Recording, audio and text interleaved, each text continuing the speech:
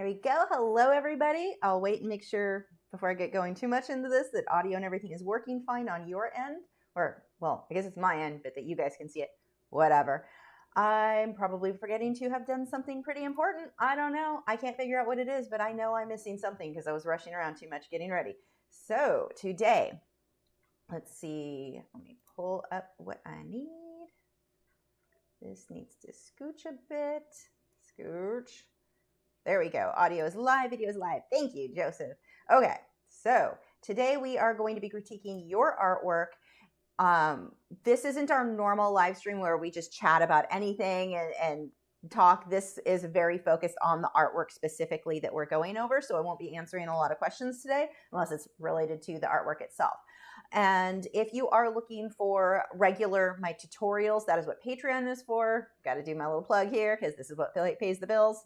YouTube definitely does not. For as little as $4 a month, you get access to all of my longer tutorials. There are over 300 available immediately when you sign up, and a new one every week. I don't know how to express like how low cost that is, but good quality. So, you know, it's a good deal if you are looking for longer lessons in multiple mediums. That would be the place for you. Patreon.com/Lachri. There are different reward tiers. So whether you want stickers or greeting cards, postcards, like we've got different tiers there depending on what you're looking for. So anyway, check that out. But we're going to go ahead and get started on this critique. So these critiques were all submitted over at MeWe because I hate Facebook. You're like, why do you hate Facebook? Because they only show what you post to 3% of your viewers, unless you build up into drama and lies and all kinds of crazy crap that gets shared all over the internet. So if you want to just post your artwork, let people know you've got a sale going or whatever, yeah, no one's going to see that. And that is my problem with Facebook. I've had several problems with Facebook. That's the main one. So anyway, I have pretty much moved my social media. I mainly focus on, while I do post over there to let you know, hey, I've got something going on MeWe or on YouTube. Most of my content is either going to be MeWe or YouTube. So those are the places you can find me. That is where all of these submissions came from, is over on our MeWe art group. So let's get started. Let me pull up just a second. I've got to move some screens around. Okay. So our first submission, let me pull the cover scene off so you guys can see. Our first submission comes, hobby artist. Hobby artist is here all the time in our chat, so you guys know them. Alexandra, I just butchered your name. I apologize. It's very pretty, and I butchered it. Leave it to me. Here, so she has an 8x10. This is in colored pencil on matte board. I was trying for a more impressionistic style. This was my first time trying matte board. Reference was from Being Image Search. Filtering for Creative Commons, reply in the comment, and then we've got the reference photo. So let's go ahead and head over to Photoshop where we can take a closer look at this. So here's the thing. We have a tendency, and this is going to be good for everybody, and that's what the whole point of these lessons or these critiques are, is that hopefully I can give you advice that you can apply to your own work. I also want to point out before we get started, in no way is my advice or my tips like it's not the end all, I am always right type thing. It's art. Art is very subjective. So the tips that I'm giving are tips that I would give to my own students. Take them, leave them, whatever you want. But hopefully this can help you guys, even if you're watching somebody else's critique, help you to apply those lessons to your own artwork. But I do want to just be very clear. What I'm saying here, it should never discourage you, especially, and that's why I always ask in the comments, like, what are your goals? I need to know your goals so I know like where to go from there. But anyway, thank you for everyone who submitted. You're all so brave. So this one, we're working in colored pencil. Goal was Impressionism. Now, here's the thing about Impressionism, and I see this a lot with like abstract. People don't necessarily understand what Impressionism is. With Impressionism is really focused on lighting. It was a way for artists to kind of go paint out in the field. That's kind of where it started. Instead of being in the studio and focusing on teeny, tiny details, they'd be out like plein air painting or whatever, and they need to get it done quickly. And so it was more about hitting the lighting than the details. I mean, if I were to really simplify, like that is an easy way to simplify Impressionism. It does, and looking at like this is missing all of that. So this would definitely not be Impressionism. I think a lot of people think of Impressionism as just not being detailed, and there's much, much more to that. You want to understand that because you can do Impressionism with colored pencil. I don't think colored pencil is the best medium for it. I do think that there are more suitable mediums for color. I mean, the whole thing with Impressionism is that it's done quickly. Nothing's done quickly in colored pencil, unless you kind of focus more on cross-hatching and hitting the lighting there. So if I were going to do something impressionistic in colored pencil, I would go with a colored paper. So you see me use the cans and Me-Tens all the time, whether it be black or blue or whatever, and I would let that paper work for me. That color would work for me. It would be a major portion of the artwork in order to have something go quickly. And then the next thing we're going to be talking about, TK said, do people from Germany also get postcards? You do. They are sent worldwide. They may take a while to get there. That was the only thing. But anyway, with this one, here was the reference photo. So if we look at the reference photo, we've got great lighting here. This is actually a pretty good reference photo to use as a landscape. There are things I like. It's not best in the world, but as far as, having a lot of depth in it, but it is a good one to go with because you do have a lot of definite lights, definite darks. We want to play that up. When we look at the artwork itself, my main thing that I'm looking at here, this was great for practicing just layering in color, but we've got a few problems in that there's no lights and darks. It's more just slopping color on in a messy way, but you're not hitting the lights and the darks, and that's the point of Impressionism. You can make it'll take longer, I know, but it will, we want to focus on those lights and darks. So I want to show you a trick of what you can do when you get a photo and you bring it into Photoshop.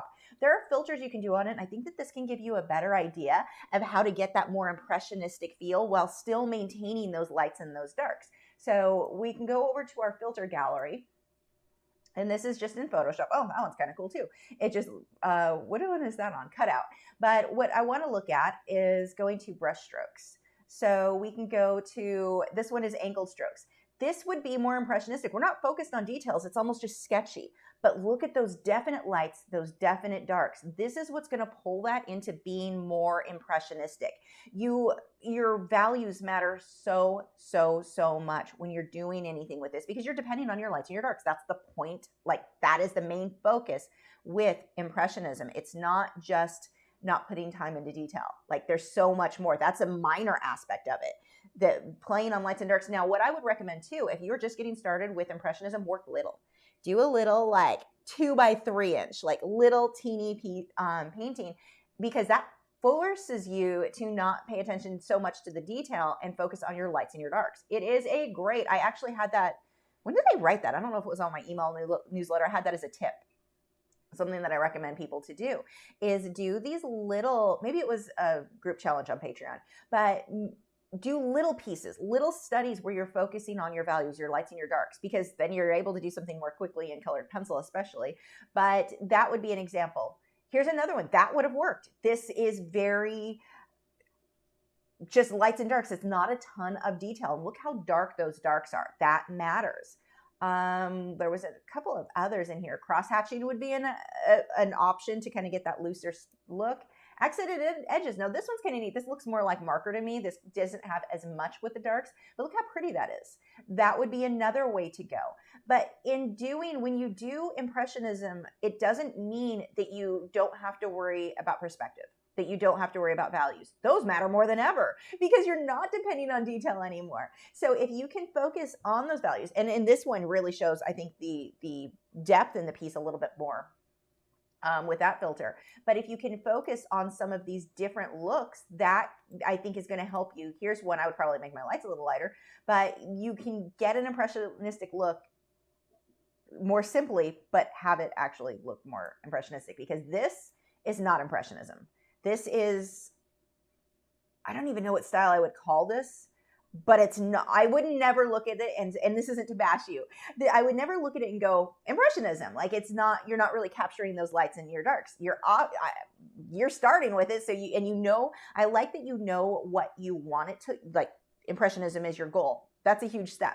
So now we need to focus on what can we adjust to make that happen. Those filters in Photoshop are super handy. I have a link if you don't already have Photoshop. There should be a link in the video description. I have an affiliate link if you wanted to use that. But any photo editor, you can do this with many photo editors, many filters, and get a better idea of what that photo might look like. Yeah, Joseph said abstract pop. Yeah, maybe. It's closer to that than Impressionism, that's for sure. But no, you're blending, you've got a lot of that in there, you're layering some of these colors. This is great. Now I would focus on your values. And then the one other thing I want to talk about, I usually will talk about how the colors aren't a big deal. It's values, and absolutely. But also I want to put these side by side. This is listed as a fall landscape. Like yours is even listed as a fall landscape. Let me shrink this down so we can see them. Now, please, nobody that I go through a critique today, please do not be discouraged by any of this. These are just tips on how to improve. They're take or leave what you want. I think it's awesome that you're doing art, and you guys are all, like I look through these, you're all off to such a good start. And I'm so glad that you brought this one up, because it is such a common thing where people are like, it's just going to be impressionistic, so I'm not having to do all the detail. But look at, like, colors would be an example here. Look at the difference, like these rusty, if you want to go fall, these are more pink. Pink is not really typically a fall color we're going to look at. I mean, I say that as I've got pink flowers out my window, but normally these rusty browns, like those are the colors we want to focus on. Your grass tones, you've got this nice muted tone in there. We also, another thing I want to talk about, going into perspective. Let me pull my tablet up. Drink coffee.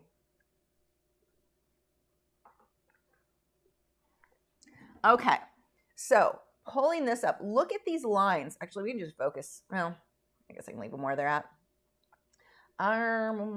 Paintbrush, what color will stand out? We'll go with blue because it's not really in there. What brush do I even have? Probably need to shrink that way down. Okay, look at these lines. Nope, that is too translucent. This was left over from painting on Wednesday. So look at this line here. There's kind of maybe on this one a little bit, not quite. And even that's iffy. It's barely noticeable. So these are the things we want to watch too when you're doing landscapey things. Technical term there, landscapey. So you've got your main shapes in there. These clouds, that would be another thing. Your clouds are very, very light. They would be more whites and grays than definite blues. So, you know, I would certainly adjust some of that too, but keeping these lines like this, that's a big deal. We've got this trunk going off the page over here. It's up here. It's like behind there. So this would have been like we've got some perspective issues going on there too. So watch that in the landscape. Watch. We have a tendency to, if we look at this, look at your branches. You can see all of these branches all over. Yeah, you shouldn't see any of those. Like if you look at the actual paint picture, when you're going impressionistic, you're not going to see that level of detail. What you're going to see are dark shadows in these clumps. So look at these clusters, which you started to get. You definitely have the start of that. But we've got these clumps that form the tree. And then in between all of those, we've got these dark areas. So you're not really seeing definite branches stick out all over. So that's an area you could just skip. That's extra. You made extra work for yourself. Simplify it. So I hope that helps. That gives you some tips. You've got to watch your perspective. In this case, because you're going with fall colors, that pink is pink.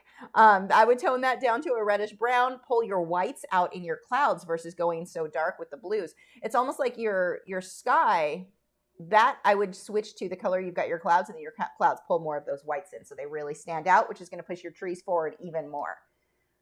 So building up the contrast there. But it all comes down to when you're working with Impressionism, it is your lighting. That is your lighting, your values. That matters more than anything. So you really, really have to focus on it. Yeah, you're simplifying. You don't have as much detail with lines and details. That's not redundant at all. But you've got to get that lighting in there. And I think that those filters, whether it be Photoshop or a photo editor, if you've got a filter on your phone, put the photos through there and see what that will look like, because I think that's going to help you out a lot. Okay. Next. Let's see. Make sure I'm good on everything. Okay.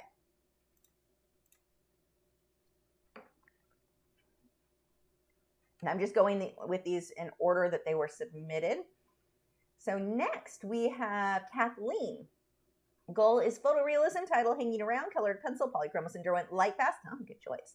9x9 arches, hot press watercolor paper, 140 pounds. It's in square format due to the requirements of an upcoming endangered threatened species exhibit. That is awesome. Okay, so I need to save these. I saw this one and it took me a minute because I looked at it and my brain was all muddled up on, you guys remember my headache. Oh God, that lasted yesterday too. 2 days of headache.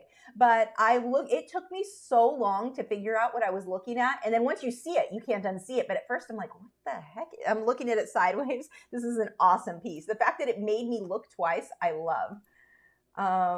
So whoops, I didn't need to open in a new tab. Pay attention, click the right buttons, Lisa. Let's save these, pull them together. And there we go. We're gonna pull those into Photoshop now.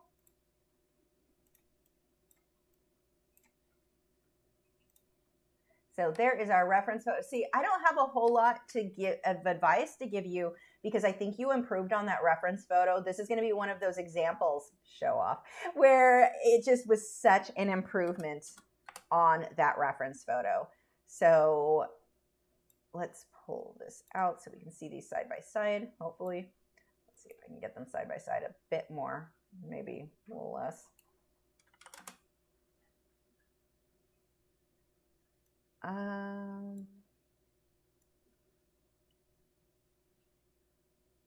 Let's pull you out. Trying to kind of get this to where we can see as much as possible, but I'm bad at my job. So that's the thing. Let's just crop you. Let's make that easier.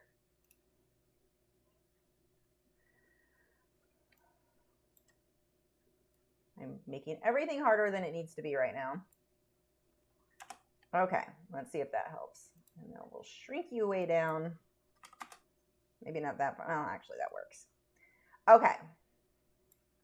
So this guy, one of the things that makes him stand out as well as he did, I love that white background because it's pushing his arm in the reference photo, those grays, he's kind of blending back into it. He's getting lost into that. Having that white background, it stands out nice. We've got more detail. You pulled out a little bit more detail when you look at his wing here.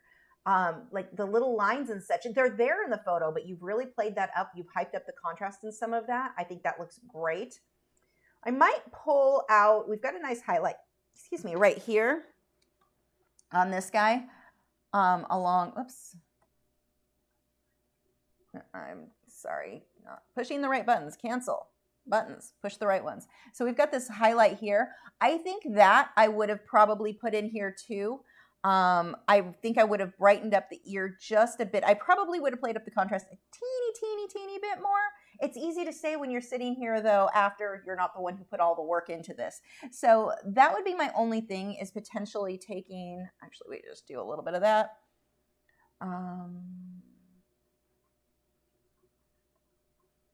Switch some brushes around real quick. But taking some of these white highlights, I might play that up a little bit. But you've got to watch, because depending on where you put these highlights, that's going to determine where the viewer's eye goes. So that's certainly something to keep in mind. But you've got that white background. I would probably go ahead and pull my whites out a bit more than I might normally.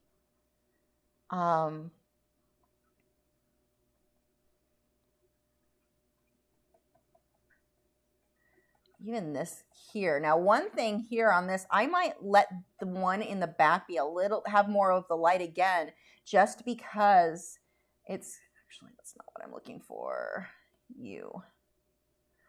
Just because it's going to pull the attention more in the subject than the wing sticking out. I do feel like the wing just a bit is pulling attention away.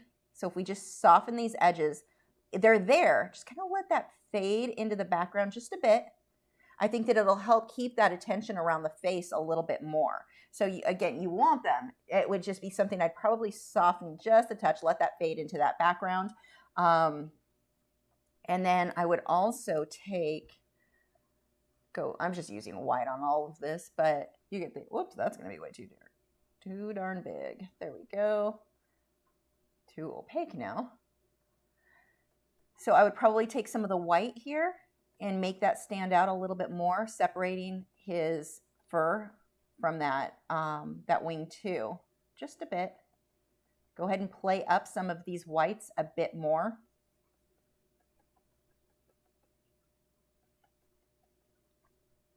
So not a lot of changes, I would say. Just these few little things just make them stand out a touch more. Just hype up that contrast. And that's pretty much always going to be, I mean, I can look at any of my own paintings, look at it and go, I'd hype that contrast up a bit. So that's almost always going to be my answer to stuff, is to hype up the contrast. But I think if we could soften that out just a bit, and I'll show you what I mean difference-wise. Let's pull that original back in on top of this, since I painted directly on there.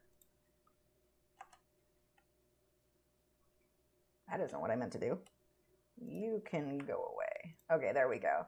So just minor, just a little bit. They're in two different locations apparently, but just, why is that in two different locations? Just pulling out a little bit more contrast, a little bit more white, and then pushing that wing, just softening it a little bit farther back. Those would be my only suggestions on this guy. Maybe a few more highlights around here, a little bit more. You can see he's got this really shiny fur on his belly. And to get that, that's really just going to come down to contrast. So by pulling out even more, which brush am I on? I'm not on a brush. That wouldn't have worked then. Pulling out a little bit more in here with these white highlights will help get that look. Just hitting a few of what's there. You don't even have to change anything. There's no, I'm not making new clumps of fur. I'm just taking what's there and really pulling out some of that white highlight. I would probably do a little bit more in here too to keep it not looking so flat, because it does get a little bit flat in through the body. I'm pointing it with my finger like you guys can see. But as we go through here, just hitting the tops of some of these clumps. Now with colored pencil, that's always going to be a bit of a challenge, because you do hit a point where it's like, yeah, I can't get white to show up anymore. That's where I would use my touch-up texture titanium white and really pull out some of those. The other option could be, depending on how you layered it initially, is using the slice tool. But just pulling, see how I'm just hitting some of these? You don't have to do a lot. We're just hitting the tips of a lot of these clumps of fur that are already there. Now, I'm not going to overdo right along the edge here, because we are going into the white, so I would just make it disappear. But look into the darker areas. I can start pulling a little bit in here.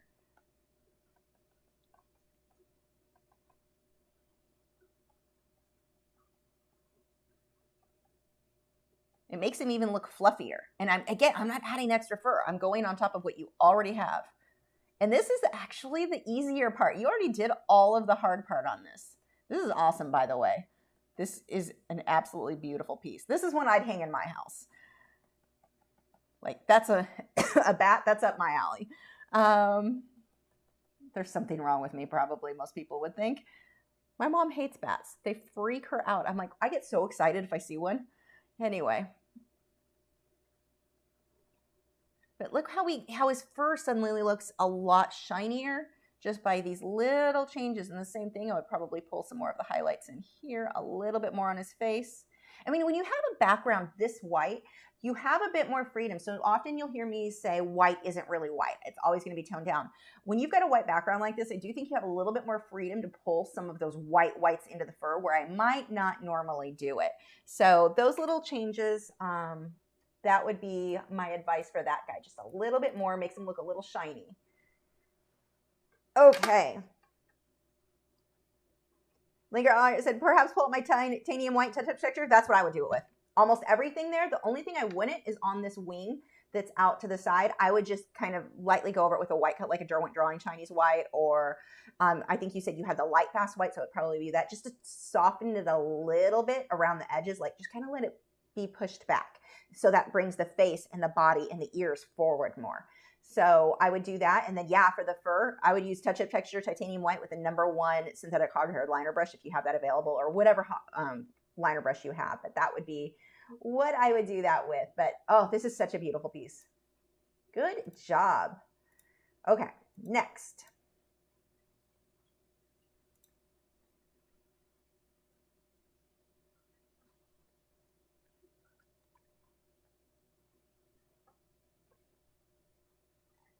Okay. Hobby Artist said, thank you for your critique. helped a ton. Thanks. I think for plein air, I want to continue with impressionistic style. Should I consider abandoning colored pencils for that? I would either switch to like Inktense. I think if you like plein air stuff, Inktense is a great. You can do that so fast. You can do that impressionistic look. I think Inktense is a great way to go, or watercolor even. There's a reason a lot of people use those for plein air. That, or if you wanted to keep doing it with colored pencils, super small, like really go little, so you're forced to focus on your lighting. And I think that's such a good thing no matter what medium you're working in. If you are anybody, if you have a hard time really getting your values right, you're like, I focus too much on detail. And a lot of us do. If you are a new artist, you almost always focus too much on detail and not enough on the values and the lighting. And the values and the lighting that matters a million times more. So one of the ways that you can force yourself to focus on that lighting, work little. Do some little pieces to really that's all you're looking at is the lighting. You can't do detail. It's too little. So that I think would help a lot. Langle Art said, I do have the drawing pencils too, so yeah, I'll give that a shot. Yeah, and be careful because this piece is amazing. So, when you go with the touch-up texture titanium white a little bit and then add a little bit more and a little bit more, we don't want to overdo it. But yeah, I think that'd be what I would do. It's gorgeous. You're at that stage on that one on the bat that I love because it's basically done. That little bit of extra will make such a difference though. Okay, which is always the fun part to me. Next, we have a bit of indigo. Hi, Lisa. Thank you for doing this. This is a 12 by 16 watercolor piece. I'm looking to paint more realistically. I would love and appreciate your advice. I've been painting seriously for 2 years now. Reference from Unsplash Photograph. There's the link, so we will go ahead and click that. And then we're going to pull the... Oh, I like yours better. The reference was too dark for my taste. So let's go ahead and pull these in. You're wanting to paint more realistic. So I'm pretty sure everyone already knows what my advice will be. Step 1, make your darks darker. This is really, I do like yours better than the reference photo because I feel like that's really dark. My window in here is blinding me, but that is really, really dark. But I think that if you went with more of a happy medium, somewhere between the two, still a little bit darker, you've got these lights in there, you've got your shadows, so you've done the hard work, and this is really pretty. But let's see, layer, image. Actually, let's just duplicate that so I make my life easier than what I just did on the last one. We've got a few things we can play around with. Let's darken that up. Maybe not that dark.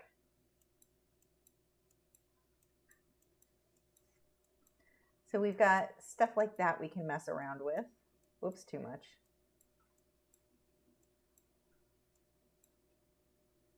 That really, right there. I mean, just darkening it up, going over with a few more layers on that. Now, in doing something like that, you might also want to desaturate it a bit because what I just did kind of made it a little bit, you might like the color of that saturated. That's up to you. That's total personal preference, but you can also... there we go. Just pull that down just a bit. You can play around. I would take the photo, well, yeah, I am taking the photo, but take the photo and do a lot of these little edits, these little adjustments, and play with, let's see, brightness and contrast. We can play with that. Contrast a bit more, maybe a little bit more with the brightness. Mess around with different things like that to get an idea of what it would look like if you made these changes. Now, one of the things you can do too, God, I'm sounding like I'm turning into a Photoshop or Adobe product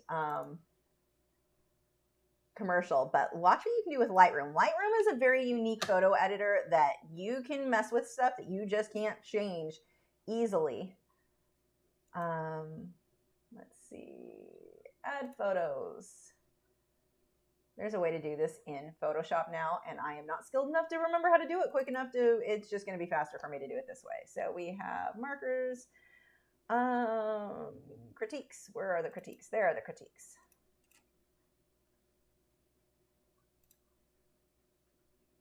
Okay, so one of the cool things that I really like with doing Lightroom is you can adjust different parts. So as we mess with our contrast and such, let's pull that up a little bit more.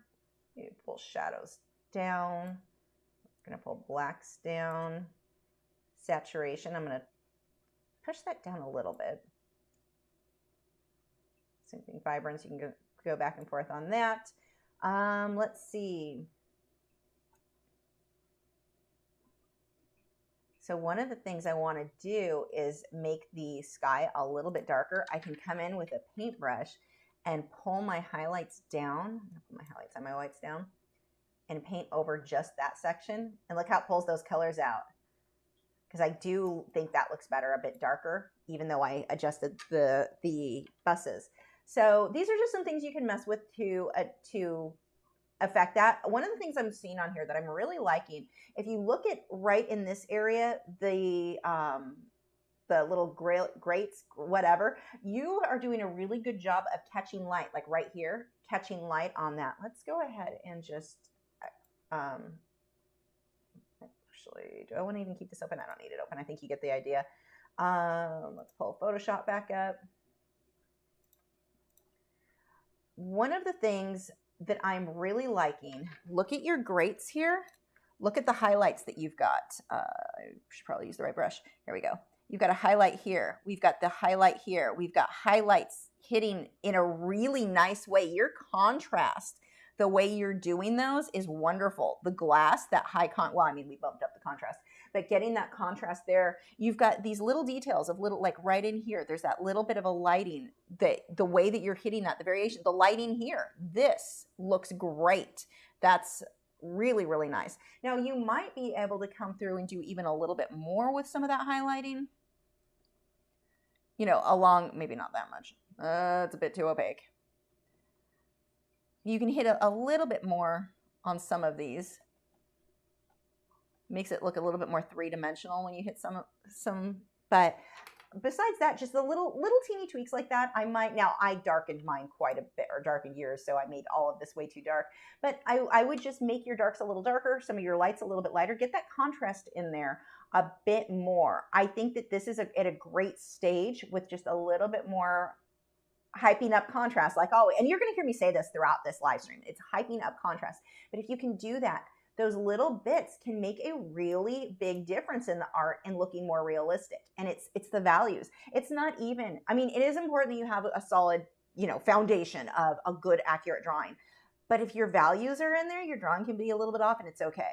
Your values are what matter. So more than your detail, more than anything else, you get your lights right, your darks, like we looked at hobby artists' work earlier on. If we adjusted the values, that will make a difference. It's not focusing on the detail, it's your lighting. And no matter what style you're working in, really, that's gonna matter. So there are my tips there. That is beautiful. I love that now that this is darker, that watercolor look. Oh my gosh, I love watercolor. Nicely done. Just hype up your contrast a bit more, which will be my advice for pretty much everyone. Okay, let's see how many times I can repeat myself today. Ashley says, I've done 2 more colored pencil pieces since this one, but this was my first and my starting point. My goal was realism and to learn how to blend colored pencil and get to know the medium. 8 by 10 inches and use polychromos, luminance, and light fast pencils on Fabriano extra white hot press 140-pound watercolor paper. That name is still way too long. I airbrushed the background and the flower and ladybug are colored pencils. So I had the goal of blending colored pencils with the airbrush background and creating a soft edge, whether the back petals were to be where the back petals were to be slightly blurred. Reference photo from Pixabay and my 2 photos. So let's go ahead and save all of these. There's a reference. And artwork. And the closer artwork. Those are really the 2 that I need there. Let's go ahead. Oh, look, new friends. Sorry, I'm taking a break. I got new friends. Hello, Kay. You're my friend now. So's Michelle. Add me as a friend. Okay, so on MeWe, because Facebook's terrible. I should probably go back to the page I was at, though. I'm messing myself up by doing this. I got all excited about new friends. It doesn't take much to... Oh, that's not going to work for me. Hold on. Let's get back to where I was. I really shouldn't have done that. I made a little bit of extra work for myself going back to the group. Okay, here's the group. Here's the submission. Let's get back to where I was so that we're in the right place. Oh, that's neat. I will not get to all these, by the way, tonight. This is good, or today. This is going to take several, like we'll do a few of these live streams to get through them all. I want to get through everybody's. It just won't all be in one day. Okay, so we were back with Ashley's, her husband's book, by the way. If you like fantasy stuff, I like fantasy stuff. Kindle Unlimited. It's in the video description. There we go. I don't need that open anymore. I've got too many windows open. Okay. I don't need that open. Let's make my life a little easier. I need you and you. Does anybody else nonstop talk to themselves as they do stuff like this? Like, it's not possible for me not to. Okay, you can go down. Thanks, Steven.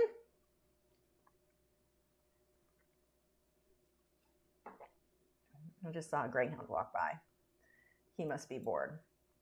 Okay, so reference photo. That's your first colored pencil piece. Everyone hates you right now. Your first colored pencil piece should be terrible. Do it right. That's awesome. Like, wow. Okay, here's the work itself. Let's shrink you down a bit, at least to start with, so we can get both on camera. So, I love your background. I love that out of focus look. Now, a couple things I would probably do. I would probably darken along the edge of the flower here a little bit more in the background. I'd probably go ahead and make my dark background a bit darker. So that would be number one, because it's going to make this stand out more. And then I would darken this a lot. I think that right now everything is very light. So yellows are a challenge. Yellows, I'm really glad you pulled this one in. Yellows are hard sometimes for people too. For me, by people I mean me. They can be hard to really get your values in there correctly and to shade, because you can't shade with black. It's going to come out muddy green. What do you shade with then? Oranges and magentas are going to be your go-to, and purples.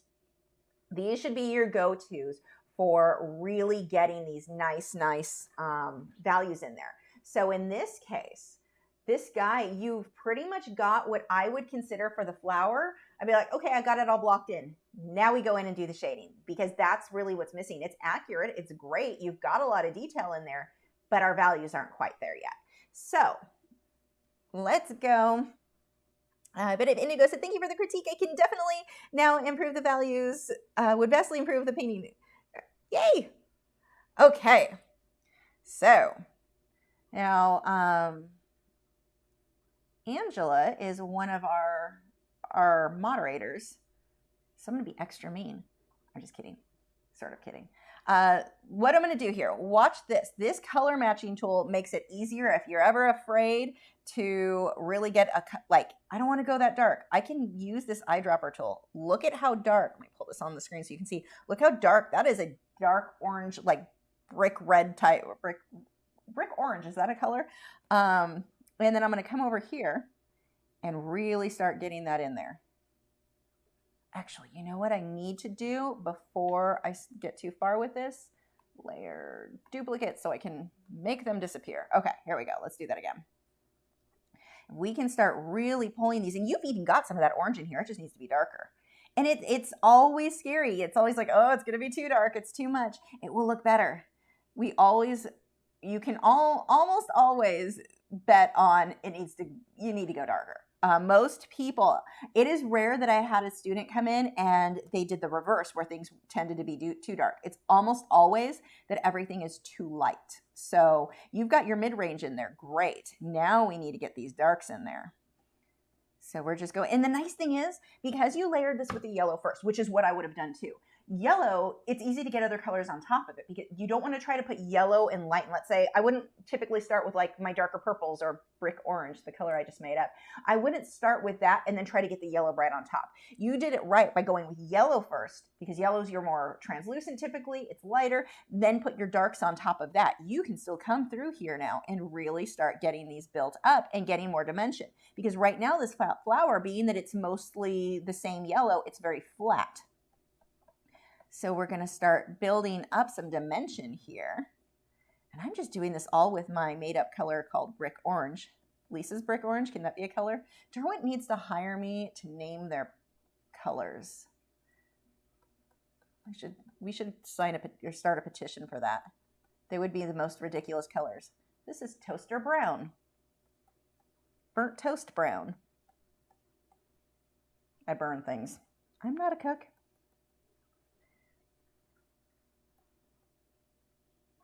But already we can start seeing, now let's look at some of these even darker areas in here. I'm going to take that and I'm going to even drop it darker than what the reference photo has.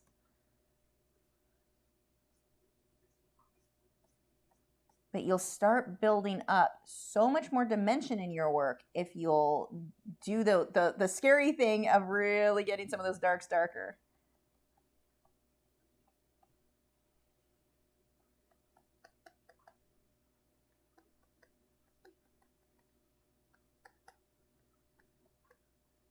And we've even got in here this mid-range one, but it's a lot darker.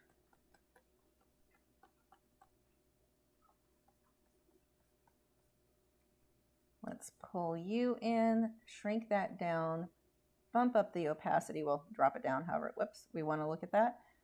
I want darker color. So we can clean up things like right here. That doesn't stand out enough. I'm like, what am I looking at? Because it's too light on both sides. So it's just blending in to its background. So this is a messy example. Obviously, you're going to take more time and put more work into that. But this gives you an idea of what can happen if we can just keep layering some of these darker areas in. And then the same thing in here. This gets way darker, way smaller too. Lisa's pumpkin spice brick orange. Perfect. I love it. I'm out of pumpkin spice. I have to get some more. So now I'm going to come through here with what you already have. I don't have to put in new. So really the extra work, what happens more often than not, it's not that anything is wrong or bad. It's that it's not finished. And that is one of the most common things that I see with artists. They get to a point and you push it a little bit further. So I'm not making new little designs in here. I'm working on what you already did, pulling in some of these darks. You've got them in, they're just not dark enough.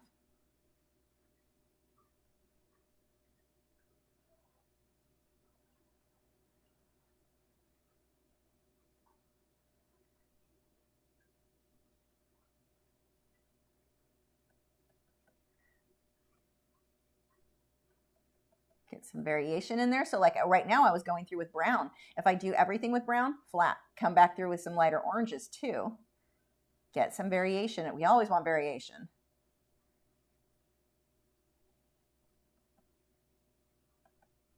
But I can sit here working on this for the next hour, but we get the idea by bumping up that just continuously darkening. And this has a lot more that I would still keep, maybe not that much. I would still keep building up and defining. Like all of these petals right now, they're really blurring together more than what we want. So if we can come through, see how the edge, I'm going to sharpen that up.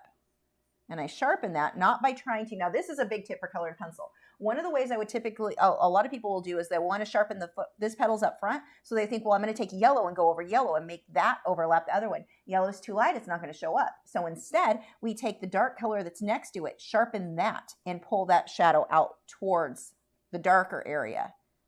And now that lighter area is light enough. And I'm not even having to make any of my yellows brighter. Those are all fine. But I can define a lot of this. So yeah, like I said, I could sit here, like even what I have needs to be a bunch darker, a bunch darker. But you get the idea here of just from a couple of minutes of, why are you not going in front? You should be in front. There we go. Look at the difference in just a couple of minutes of throwing in some shadows where I'm starting to get that dimension. Now, if I really wanted to make that look right, I'm going to spend a good couple of hours, but what a difference already. And now it's not such a flat yellow. We've got to get those shadows in. You started them. They're there. Make them more. Really hype that up. The other thing I would do is that this background is almost a solid, like that Kelly green. You've got variation in the colors, but it's the same from one end to the other. One of the things that I typically like to do is almost a vignette look, or in this case, I would probably pull darks, everything a bit darker, but let's just do real quick a vignette because that would be super fast and easy to do. I say that, and then I'm going to take forever doing it because it's me. It's like my thing. And I need to go dark. So if I just darken these edges, get some variation so it's not so flat green all the way across. Like I said, I know it's not flat green because you've got the circles in there, you've got that bokeh look, but look at how we can create, again, a little bit more dimension in the piece, draw in a bit more interest by hyping up that contrast. Dark's darker, light's lighter. And in this case, in a background, I almost never want my background when solid. The exceptions for that with me would be if I'm doing like, and even then it's not the case. I was going to say when I do like the wallpaper or the damask print or whatever, but even then I typically will do a vignette thing. And that helps pull that view in. I want to keep sitting here, by the way. I'm having a hard time not spending the next hour just perfecting like the shading on that flower, because you're at a fun, you got that to the part where I don't like the beginning part. I like when you get to this section or this stage and you get to do all the stuff that all of a sudden everything comes together and starts really looking good. The thing is, we have to make ourselves work beyond colors and I'm done. Keep going with it and working on that fun part of hyping up that contrast. Gypsy Heart said, I was trying to go darker but messed up and couldn't get any more to stick. I went too hard on the last yellow layer, but learned my lesson, not losing the tooth. You can still fix that.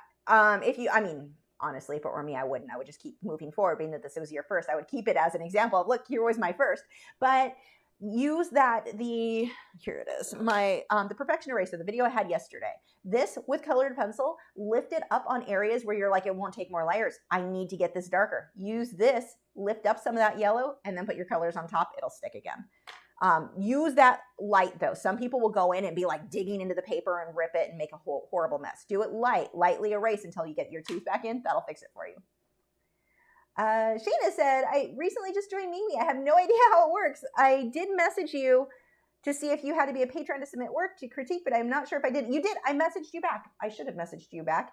You need to submit over at our MeWe group. The link is in the video description, or Nick or Joseph can link, or actually we've got 4 moderators here today. Clark Fine Art or Gypsy Heart can also. So there we go. Those are my tips for this one. Next, we've got Nadine. We've got acrylic. Her goal is photorealism. Oh, I like this. You improved on your photo a lot because your background is amazing. So those of you who are getting my reference photos for Patreon, this is a good example of what you want to do. Change your background, make it better, because I take photos, if it's taken at the zoo, it's not going to typically have the best background. This is a good example. Okay. So we have 8x10 acrylic photorealism. I'll add the photo. Here's the reference photo I started painting last year during COVID. I was missing performing piano with my choir, and I needed another way to have art in my life. Oh my gosh. Every once in a while, someone will come along like, I've been doing this for a year. And I'm like, we all hate you. Well, kind of like Gypsy Heart. We're all still mad at her for her first one, colored pencil being that good. Cheaters, I tell you. Let's see.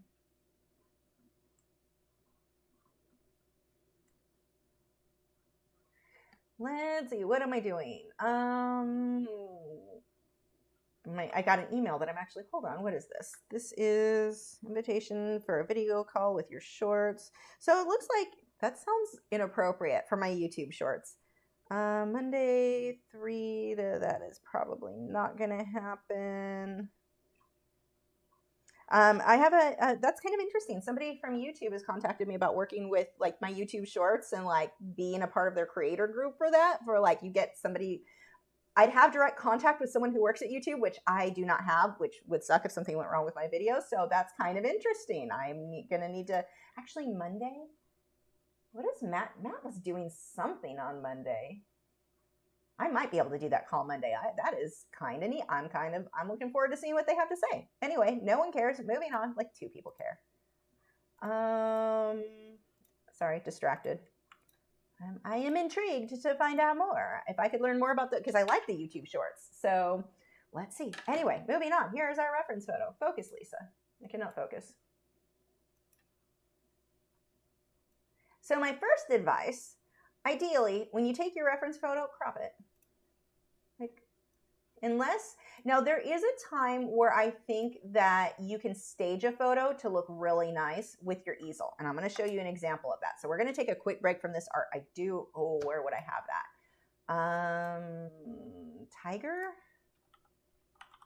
I don't think it's in here. these are Patreon reference photos. It was actually from this. So I think it's actually from this one. Let's see. We're going to give it a second. I think it's worth the wait because I haven't staged anything in a while. I did it for a bit. You can get really good staged photo. Here we go. This isn't the best staged photo, but this would be an example of a staged photo. Oh, I'm trying to think, what are the other ones that I do this with that I did a better job? I think the otter, we're just not going to show. I guess that's the thing. What size are you? Let's see if you'll show. You're just giving me attitude. I don't know why you're giving me an attitude today. Can we stop? There we go. Now you're showing. Let's pull these down. Hold on. So here's an example of a staged photo with an easel. You can do it. I think you can make a stage photo make the painting look better than it did just as the painting. So I've got my brick background. I've got a table with some, I put my African violet. I still have that African violet. It's not bloomed in a while though. No one cares. Moving on again. But look at how, I mean, it's staged with items and the easel and the background and the lighting and all of that stuff. So this would be an example of when it is like post that or a work in progress. Otherwise, crop your photo. Like just the photo of sitting on an easel isn't useful. I had another one. It was an otter. Hold on.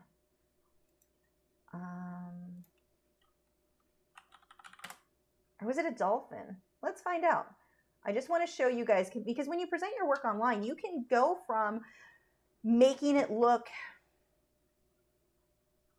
too much like you're a hobbyist versus you are a professional. You take this serious. I think it can make it easier in some cases to get that sale.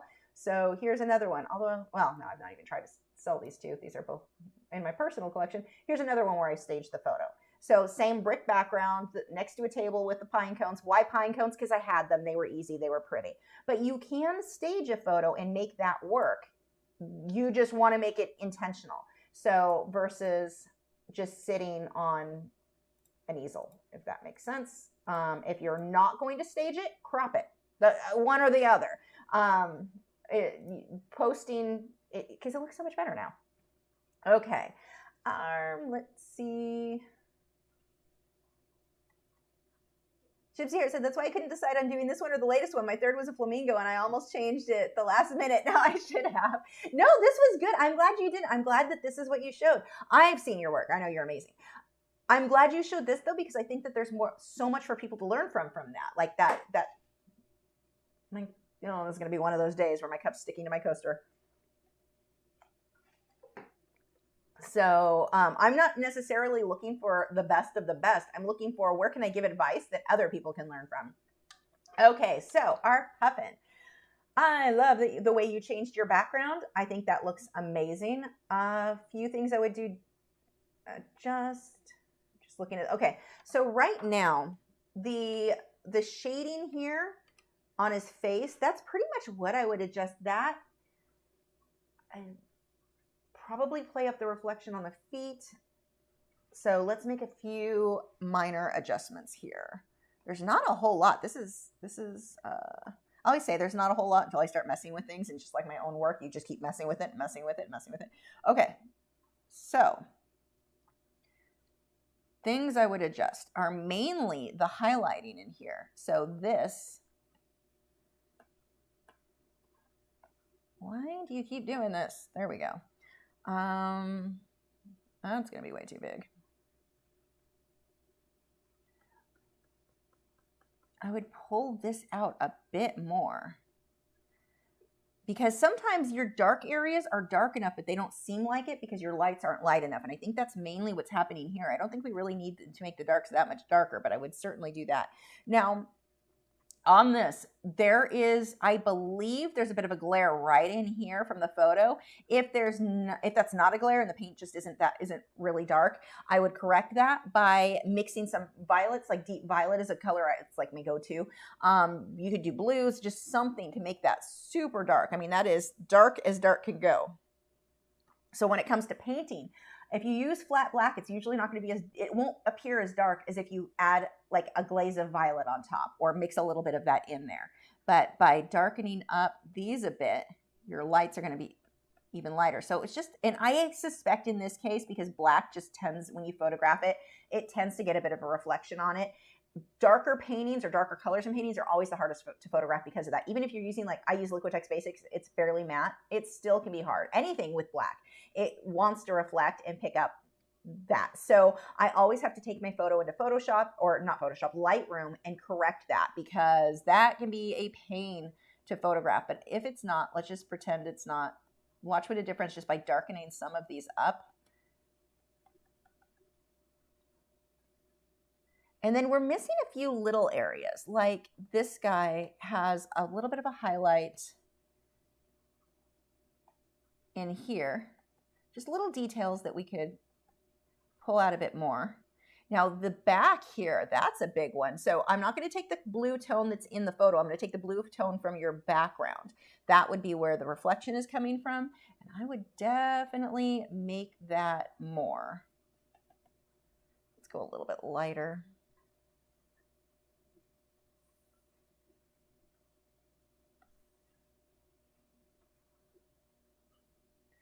You always want to pull out whatever color in your background, which you've done, so that's perfect. But I want to make that a little bit more with these blue areas. So you've got the gray there. I would even pull some of the blue into the beak, even though the reference photo doesn't call for it. That would be one of those artistic liberties we take. I'm going to pull some of this blue in here. Actually, I'm going to darken that just a bit. Pull some a bit more into the face too. Now see, and you've got that blue, you pulled a lot around the body, but none into the face. That doesn't make sense then, because if you look at your reference photo doesn't have a lot of blue. Like I can see the hint where you're looking at, and it should be there. I'm glad you pulled that blue, but we want to do the same on the face too. Some of that same exact color, and it's just a color from your background. We're just going to use that for a bit of the shading. I'm going to bump that up just a touch.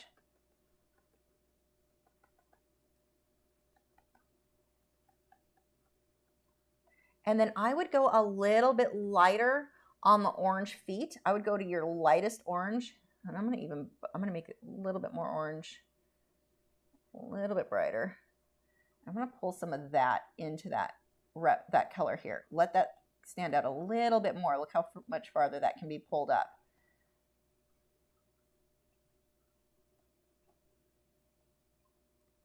We've got the deeper oranges and yellows in there. It's just a few things. There's not a lot that I changed on that. These little bits where we created a bit more dimension. So we made the white areas a little bit brighter, the dark areas a little bit darker. Just a few changes will clean it up. And it's not a big difference, but it's a subtle difference. It's a very subtle difference. The average viewer, you can show them both and they're not even going to know the difference. But somebody else, like, it does make a difference. A lot of times when viewers or buyers look at art, they don't know why something is better than the other. They just know that they like it. But so while a buyer may not look at that and be able to pinpoint what looks better about or what the difference is, it's almost like a subconscious thing, like, oh, that one looks nicer. So just these little teeny changes back and forth, I think give him a little bit more depth, a little bit more form.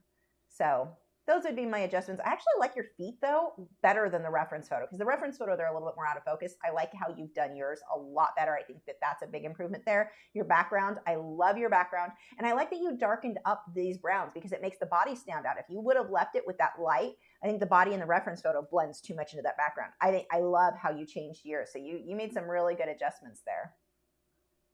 I might even soften this out. I'm just looking at it, thinking of random things. But another thing that you could do is soften this. Oops, that's not what I meant to do. Just take the color that's there and just kind of soften that edge so it's not so, just kind of fade into that a bit. Do the same thing over here. I'm just testing it to see. See, this is one of the things I like Photoshop for, or any photo editing app. I want to find out if that looks good before I do it to my art and realize I ruined something. So I love it. I think this looks better. But I want to know that before, like, if that's the type of thing I wouldn't just go to on my art. If my art was mostly done, I wouldn't want to just jump in and make that kind of a change and then find out, well, I wish I hadn't done that. So I believe you airbrushed your background. So airbrush would have been the way that I would go over that. So that makes a, look at how much more the puffin is in focus now. So we've improved the puffin, but changing that one little thing in the background, it doesn't distract. Those lines were pulling you off the canvas. So you just kind of went right on off by that straight line. But now that we soften that out, your focus stays more on the piece, on the puffin. So that probably made a bigger difference than half the other stuff I just did. So hopefully that will help. This is beautiful though. Okay. Next.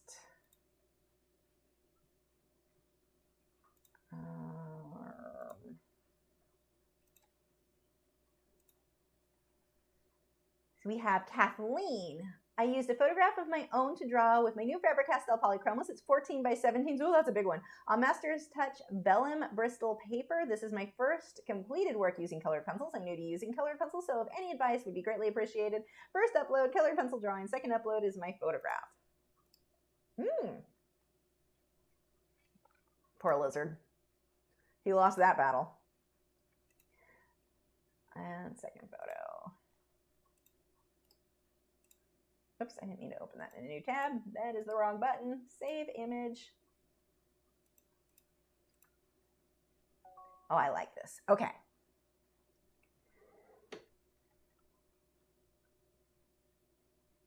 Let's see. Where my brain shut down again. That has been like my state of being like, oh, did I actually close that? That was stupid. Probably just go back a bunch of times. Let's see if that'll, okay, it worked. Okay. Come on, Sky, bug-eating chicken. I'm going to shrink you a bit.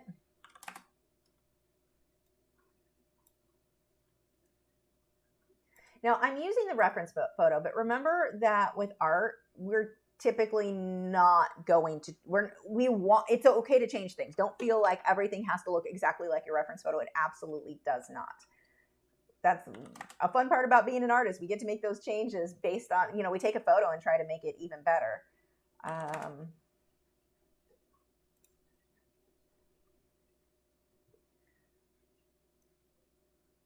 So my first thing always, well, actually starting off with, I like how soft your background is. I like that you've got the hint of the wood grain, the hint of the shadows without, like, it's really, really soft. The only thing is some of these shadows, for how soft these are, like this shadow here, it should be exactly the same as this one. This one is so dark. I would tone that down a bit because I do think that's kind of my attention is being drawn to that shadow up there. So that would be my first thing. Let's just tone you down. Actually, we'll just do it like this.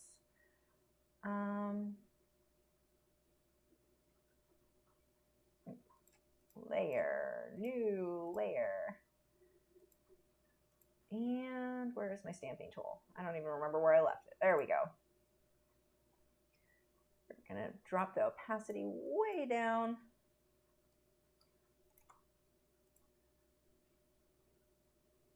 Oops, that is not what I meant to do.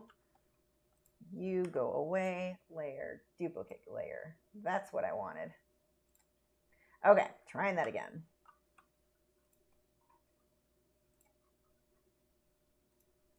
So if we just soften this out, like, and you know, I'm always, hey, look, now I made a new chicken.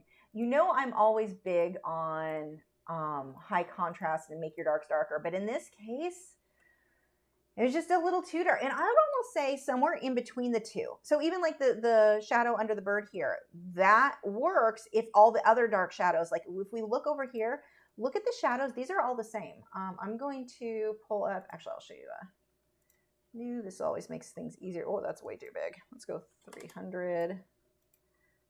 300. You go back. I don't know why you thought you got to be all little. Because no.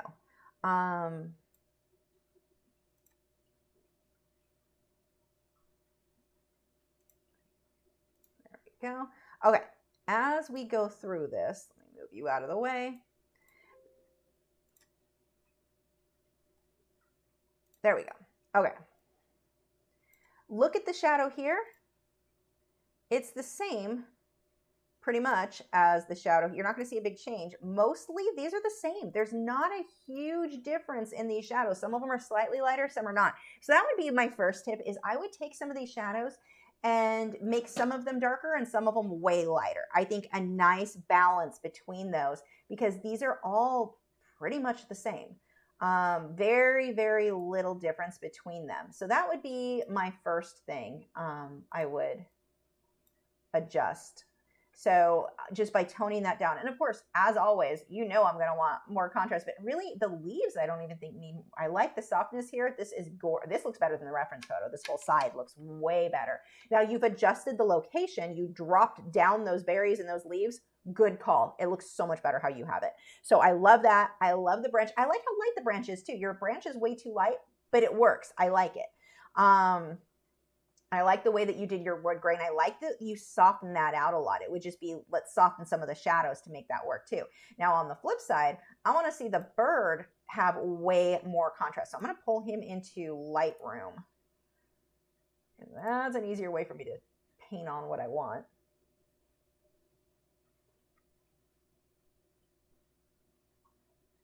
I don't want to let you know what I think of Lightroom and win $500. Add photos. What am I looking for? There's the lizard chicken.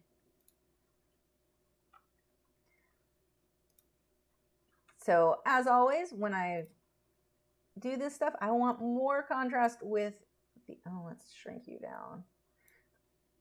Let's go over the head in this area. I want to see a lot more contrast there. So let's bump up contrast. Clarity. And see how I'm making that stand out so much more in doing this. I'm going to go even more on the saturation. We're just really going to pull that in there. What else do we want?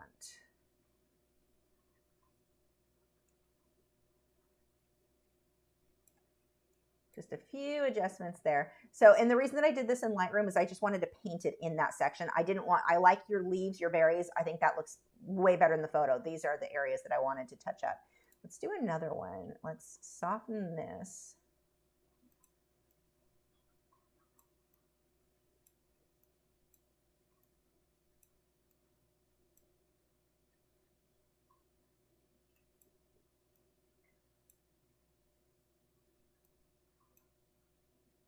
I'm just lightening some of this up. So let's pull that shadow up a little bit. Same thing up here. What am I doing? Pay attention. Let's pull up the exposure a little bit. See, I just soften that up. And then did I leave you where I wanted you? Yeah, I did. Okay. I'm going to save that.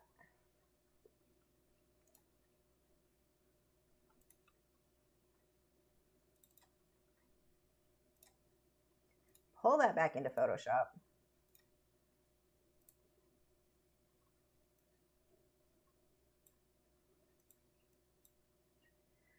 So we softened some of that out. Make his head a little bit, see how it stands out much more. We defined a little bit more, get those darks in there. Now the next thing is going to be on these light colored feathers.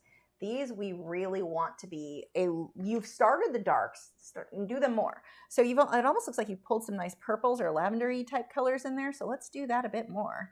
That color, but darker. I'm going to even pull a little bit more with that saturation.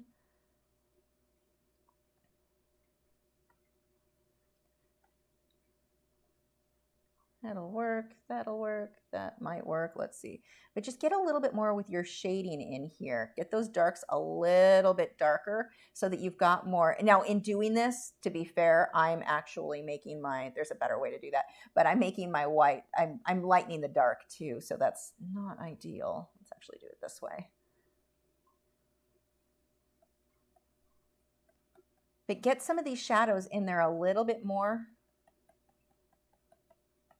Now, the other thing, if you look at your bird here, actually, I like your eye better, but look at the feathers in this area. shrink you a bit.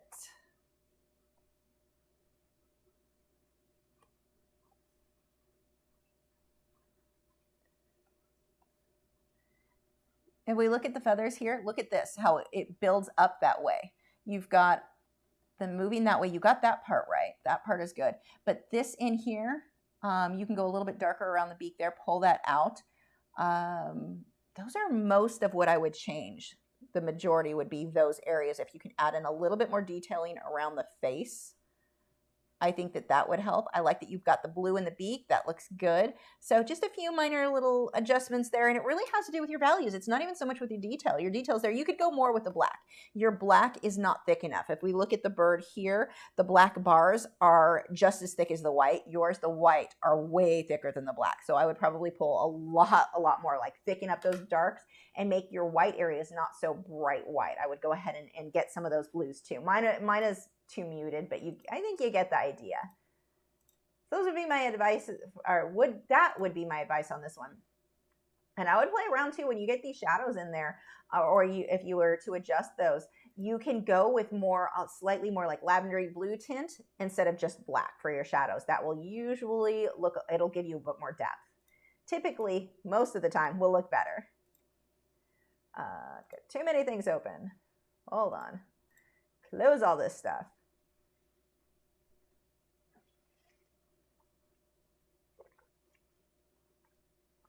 Okay, who's next? We've got Kelsey Lloyd. Let's go ahead and save this pop. Save image. And hopefully a reference photo. Oh, good. Save image. 8x10 acrylic of my neighbor's dog Gypsy. We're going for a sort of realistic but painterly feel and vignette like the reference photo. Okay, so let's pull these into Photoshop.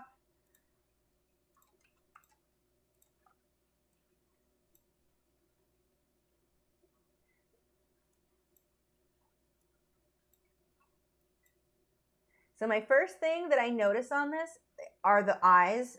They're not, this is not drawn correctly. They don't match. So your eyes, look at how much this comes up. This is really well done. Actually, the first thing I noticed is I love the use of blue in this. I love the way that it fades into the black. Now you're having the same problem with that black. You can see right in here, that whole, like where it's reflecting. Black is so annoying to get good photos of. It just reflects so much, or not just black, but any dark color. So that's a challenge when you get, so the first thing I guess we'll talk about is getting a good photo of darker paintings. I have a hallway, like it's in the hall. There is no good light, and I use a wide angled or wide lens camera because it lets in more light. That's been my best place in my house to get photos of my darker paintings. And then I have to Lightroom the heck out of them to get them to look right. But you've got to play around with different areas in the house to get a really good photo. It is just, it's a challenge for sure at getting good photos of this. And while I can Lightroom this to an extent to fix it, and actually we'll do that first. Let's start with that because this isn't an issue, and this is an issue that a lot of people come up with. It's not an issue of your painting. It's an issue of, it sucks getting photos of these guys. I know. Let's add photos. Come on, puppers. Okay, let's see. I am going to start by painting like I did before, and we are going to, I'm going to need a lot bigger than that, probably like that. I'm going to pull my shadows way down because we know the black is super dark. Oh my gosh, this isn't even touching it. It's that bad. Pull my highlights down, pull my exposure down. That's a lot closer. Shadows, blacks. There we go. And this is only going to be able to do so much because you really want to start with a photo where it has less glare to begin with. But this can help. It gets rid of some of it anyway.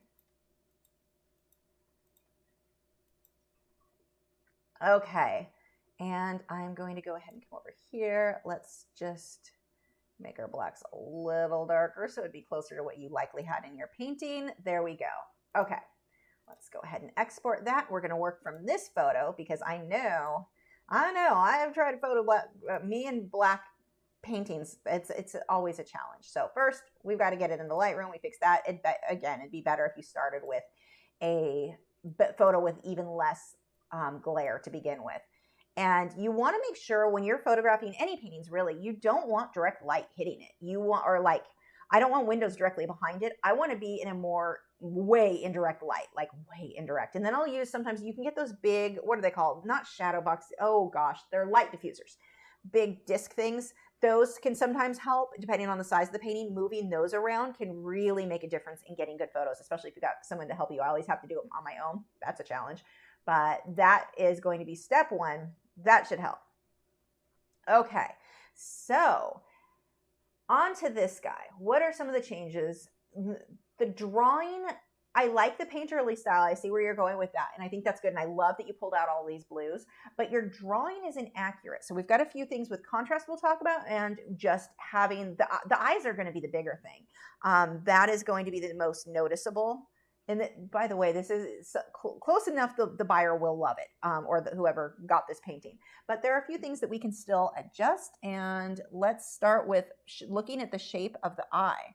So what setting do I have this on right now? Whoops. That will probably work. Might be too big. Yep, too big. Ooh, go littler. There we go. Look at how it comes up and down. Both of them up. Like, yeah, that's a pretty sharp peak. Yours is more cat eye, more like he's glaring at you. He is not pleased with the lack of Lightroom on this photo. Look at the difference, though. You will completely change the expression based on that one curve. And it seems so little, but it changes the expression. So that will definitely be a big, big deal. Even if you're doing something impressionistic, if you have a challenge, if you're doing a commission, you're doing something for somebody, if you're having a challenge getting the eyes right, getting that drawing, use a projector or tracing and transfer paper. So, I mean, they're a very well-known artist, very established artist. I can't even remember, not established enough for me to remember his name, but I don't remember anyone's name. He taught at Coast Airbrush, and somebody asked him, like, do you use a projector? And he goes, if somebody pays me $5,000 to paint their kid, it better look like their kid. Yes, I'm using a projector. So don't feel like just in order to make something look kind of artsy and a looser style, I would still use a projector or a light box to get it right. I mean, or I would draw it freehand and then use a projector or light box to get it cleanly onto the canvas. So, I mean, I can draw it and make it accurate, but don't feel bad about using the tools necessary to make sure it's as accurate as possible. Oh, I used transfer paper. I think I just got lost in the layers and messed it up. Okay, so here's a trick. If you use tracing and transfer paper, keep it. So you've got your outline. As you're working, hold that up to your photo and check your work against itself. Redraw over it if you need to. So that's great. I love that. That's an easy fix. The bottom part of the eye looks good, but that top part, I mean, his expression is just not quite correct. The next thing is that we've got a little bit of an issue here. The shape of his muzzle versus this one kind of comes down a little bit more. It's not as rounded. It's too defined this way and then back out, but then it comes out this way and back. So there's a little bit of not quite right as far as that goes. But even if we didn't pay attention to the fact, like, this is too big of a difference there. But even with that, the size is wrong here. So we don't, this should be narrowed out. Yours, the way this is coming out, and I see what you're looking at on your reference photo, because on the reference photo, it looks like that. Like you've got here and here, separate that. You want to make sure, even though you can't really see. Now, part of why I'm seeing this is I've painted so many dogs. I know you get to the point where you just know what you're looking for, even if you can't see in the photo. That will happen with time. So for anyone who's discouraged when they're painting and they're like, I just can't make it look great, paint more. The more you paint, the more you are going to notice stuff, even if it's not in the reference photo. But what happened is you followed this, but the face itself would be more here. And in your painting, whoops, wrong thing. When we come to your painting, it's just not in the right location there. So this all then fades out. So you've got that. This would be more defined on that highlight. Actually, I'm getting ahead of myself. We're going to do that as a separate thing. So let's erase all of this. So the shape of the muzzle is certainly something that we would want to touch on. And little things like this. Look at the highlight here. We've got a highlight on the nose here, but here it's dark. You've got the start of the dark, but your highlight from here over is all exactly the same. He just has a white spot right here. So these little things when you're doing pet portraits, you really want to watch, because there's something that the owner may know. You may not notice it, but the owner typically will. So then let's see what else. Overall, your contrast is great. I like your eye, the actual like coloring and shading of the eyes. When you get under the eyes though, I will say here, switch the highlight, the blur, like the glassiness, to more blues. So pull into this bluish shade instead.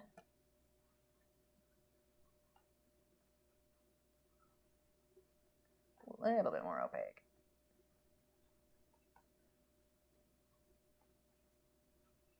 It'll look more glassy versus just white. So depending on what I'm doing, sometimes I'll leave it white, but if you can get that blue reflection in the eye right there, that's going to make, like, that little thing will make such a difference in getting that to look more realistic. So the next thing I want to look at, your highlights. Where are the highlights? Like you're at the stage, gosh, I spent so long at this stage of blending everything. Don't blend everything. If you're going for a more painterly style, more impressionistic, let your brushstroke show, and pay attention then to where that brushstroke. So I'm going to come back to this guy. Let's see. So we've got some highlights in here. Look at the highlights at the edge here. They're more at the edges. Don't worry so much about blending it perfectly into this section. Yours, look how soft yours are. That perfect blend. Don't be so perfect. Let it be messier. If you're going for a more painterly style, let some of those brush strokes show a bit more that definition between the lights and the darks. And you've got it at a really good stage. I mean, we've got some more highlights in here. I would come back on top and define a little bit more. So we've got highlight, like really get these highlights. You've got that one. The highlight here, whoops, let's actually undo that. The highlight there, let's go.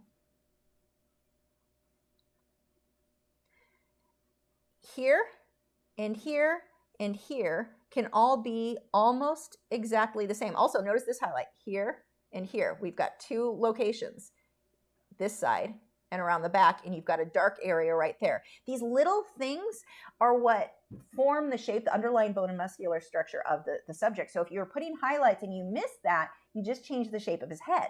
So these little teeny things, and your brushstrokes can show, because we're going more painterly, or that was your goal on this one. You just want to make sure that those highlights are more in the right place. Other thing, look at here, this whole side of his head, we're darker blues over here, and the lighter, closer to white, more silvery over there. On yours, we're blue on both sides. So make an adjustment there. Like the highlight here around the eye, that when we get to that section, look on this one. That's a bluish tint. That is very more blue than what yours is. Kind of like the blue that we put inside the eye. Let this side here be more in shadow. Like the highlight here, that could be a little bit darker, or this needs to be lighter. Like let there be a little bit more contrast in that. This is a good starting foundation point on this one. Well, obviously we want to correct the shape of the eye there. Open his eyes up, because the shape of the eyes, and this is going to be true if you're painting people portraits, anything like that, the slightest change in the eye being more squinty or more open will completely change the person's expression. Now, sometimes you may choose to do that on purpose because you actually do want a change in expression. But I see a lot of times where the reference photo, I was actually expecting to see that on this one, somebody will take a photo of their dog and it's like out in the sun and they're squinting and like this. You probably don't want to paint it that way. It doesn't make for a cute painting. So it's common to want to intentionally go ahead and adjust the eye. But watch that. Like in this case, the expression, I love the reference photo. It's a great, great photo. That is so, I would paint this again for fun, because that is just, I love that photo. I would let your brush strokes, because you said you didn't want it a looser, more painterly style, let your brush strokes show a little bit more. Don't be so careful to blend perfect. That took me so long to learn. I was blending everything to the point that it looked like plastic instead of fur, or like whatever. Like I didn't have any texture, and I don't mean texture where you touch it. I mean visual texture. I didn't have any visual texture in there. Create that. It looks better. It is okay for your brush strokes to show, and usually looks a little bit better. So those would be some tips there. This you are off. This is a good start. And even this one, the stuff that I was talking about that I would adjust, I mean, you're not going to go get this from the owner and adjust it now, but the stuff that I'm talking about, I would layer on top of it. It's not even like, oh, start over, it's not drawn right. No, I would just keep layering on top of it and reform stuff. I mean, I'm looking at here, look at this dark section here. That needs to be almost as dark as over here. So things like that, little things you want to watch for. This side of his face here needs to be more blue, where this is more white. You've got this whole side of his face is in shadow. So that means here needs to be way darker than what you've got on the other side too. So hopefully that helps. This is a great start. So again, I know I'm super criticizing stuff, and I get excited because I've been a pet portrait artist for so long. I'm going to be pickier about certain things, like certain subject matter, just because it's like, this is my expertise. So that's why you're getting more picky, or I'm getting more picky, but you're doing that. It's great. It's a great start. More layers. Let your brush stroke show more. What time are we at? 2:25. We got time for a few more. We have Carlos Patino. Hi there. Whoops. Come back. Thanks for doing this. Having the chance to get comments from you is very nice and appreciated. Oh, the piece is an oil painting and is around 180 by 80 centimeters. Someone translate that for me. What is that in inches? I was hoping to achieve an impressionistic style. I really wasn't able to find the reference photo I used, though. Hope it's not too inconvenient. Anyways, thanks for your dedication. Okay. Hi, Sally. Okay, let's save this. So this comes back to very much what we talked about in that first painting. Oops, you go away. The first painting where there's a misunderstanding, I think, a lot of times of what Impressionism is. So I'm going to go ahead. We're going to pull up some. Oh, I have a new friend on MeWe. I'll go accept you in a minute. I'm not going to mess up my page like I did last time. Pay attention to what you're doing, Lisa. Let's pull this in here. Okay, what is Impressionism? Impressionism does not mean not putting the time into correct values. Impressionism, 70 by 30 inches. Holy crap, that's a big painting. Man.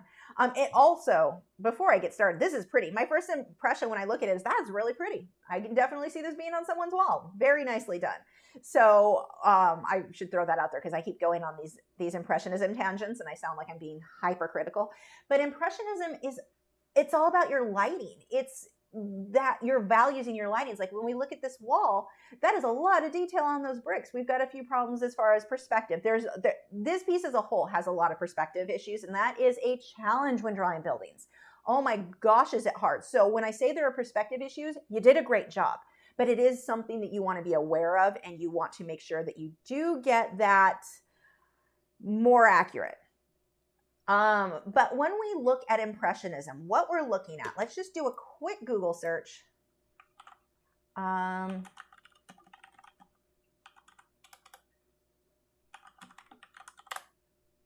I drink a little bit more coffee. When we look at it, it's dealing with lights and darks. Most of these, it's your values. Look at how the values are hit. It's not so much of the detail. It's not so much like most of the time when people are going, the Batman one, when they're going for something impressionistic like this here, that's not, I don't know whose that is, but it is not, that is not what I would call impressionistic. That's just not well done art. That sounds super harsh, but there's no, I don't know how to explain it other than that. But see how he's got these harsh branches and they just, it looks very more folk arty, kind of like I painted it with my feet versus paying attention to values and lighting. And when you work with Impressionism, if we look at good Impressionism, there's a lot of not good Impressionism. This one's beautiful. Look at that. Look at the lighting. It's not like, they didn't even have to worry about perspective. Their perspectives all kinds of screwed up. It doesn't matter because that's not the focus typically when you're working with Impressionism. Look at the lighting, that high, your glow coming from those windows, but then you've got this cool side, the shadowed side. This is a great example of Impressionism. Heavy brush strokes, that's more typical. So if we look at that versus, here's another one. This is another great example of Impressionism. Look at the lighting and the glow. You see every single brush stroke. What we're doing, and I bet you that did not take anywhere near as long as what your painting did. Your painting, Carlos, I bet you spent so long, and you did, it's great, it's beautiful. It's not Impressionism though, if that makes sense. So Impressionism, we're not focused on detail. You put so much work into your detail. Look at the bricks. Beautifully done. But I think you're at a stage where you're kind of like in between styles where you haven't really, and this is very common. So that the more you paint, the more you'll kind of settle on the style that you want. But we have a tendency to get in this in-between stage where it's almost like toll painting more, that, you know, like painting wooden decorative boxes, what a lot of people do, which is cool. I'm not saying it's not, but getting there's no, everything here is very mid-range. You do have some shading. So it's like you started it, but you didn't really push it as far as that needs to go. If we go back over here, now we're looking at, I mean, some of the best as far as contrast and such, but look at that.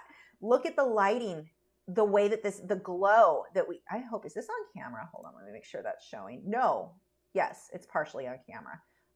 Let me scooch you over into the middle. But if we look at the glow in any of these, when you look at them, it's like, holy crap, the contrast. Oh my gosh, look at that. That is, I like that.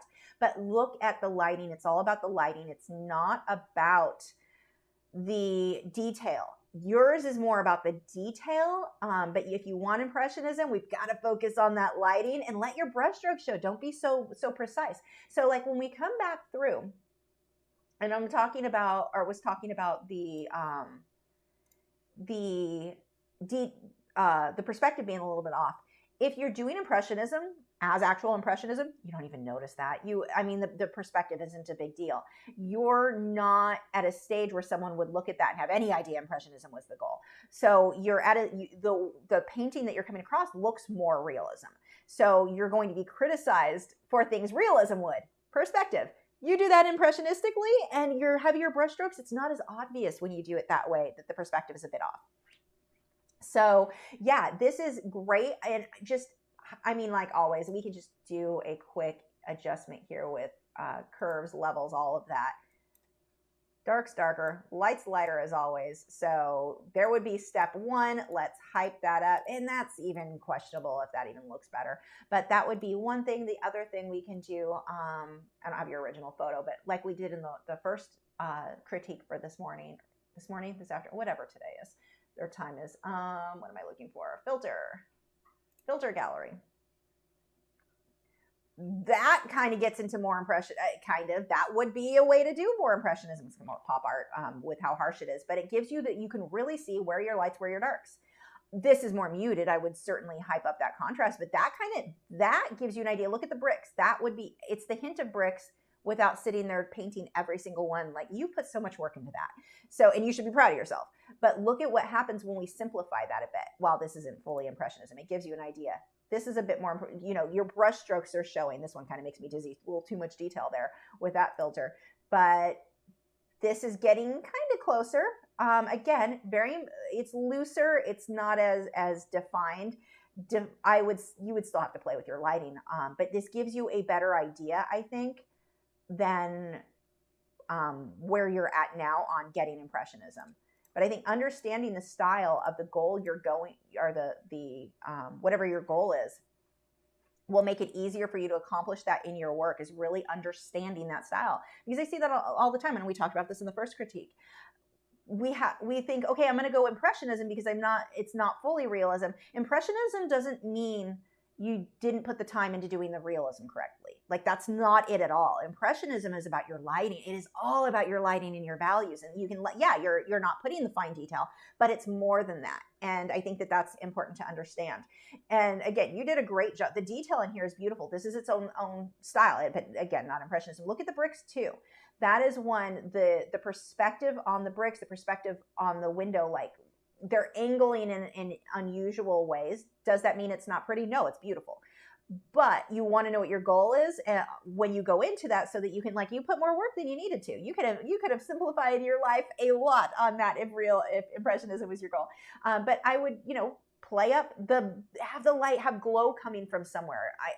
Usually with Impressionism, not always, but usually you want to have an interesting light source. That would be a tip I would have for anyone working with Impressionism. And some of these examples over here, we've got these definite light sources that are affecting the glow. You get that glow around it. Does it have to have a definite glow to be impressionistic? No. There are plenty of, like, here's one. this does not have super strong lighting. It is more muted, but you've got your definite brush strokes. It's not detail. Another tip I have for you. I will have to do an impressionistic painting on one of our giveaways soon. I've done several of them, but one of the things that you can do, back up, instead of sitting, we have a tendency, and I know you did here because I've done the same thing. We have a tendency to, let me pull this up so I can make sure you see, we paint, we're up, right up on top, and we're getting all that little detail. Instead, take a paintbrush. Actually, this is probably a better example. You're not going to hold it up here. You're going to hold it back as far as you can, and you're going to sit back from the easel. And this is how much you can get that close. An arm and a paintbrush away is how close you're allowed. Go ahead and try to put detail. You're not going to be able to. You're going to be limited, I should say. And it's an easy way to start forcing yourself to get these looser brush strokes. You have to, because you're not allowing yourself to get up there and do all the little stuff.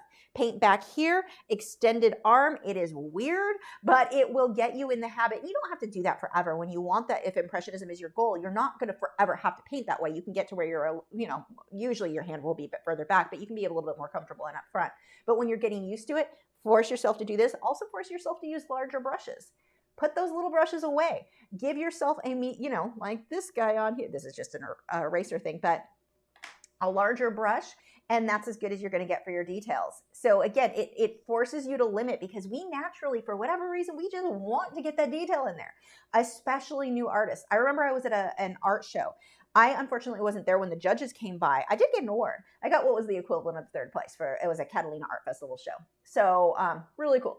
But anyway, the artist I had my Catalina paintings, very similar to the marine one I'm working on right now. But the judge came by, and he was talking. My parents were manning my booth. I had wandered off to look at who knows.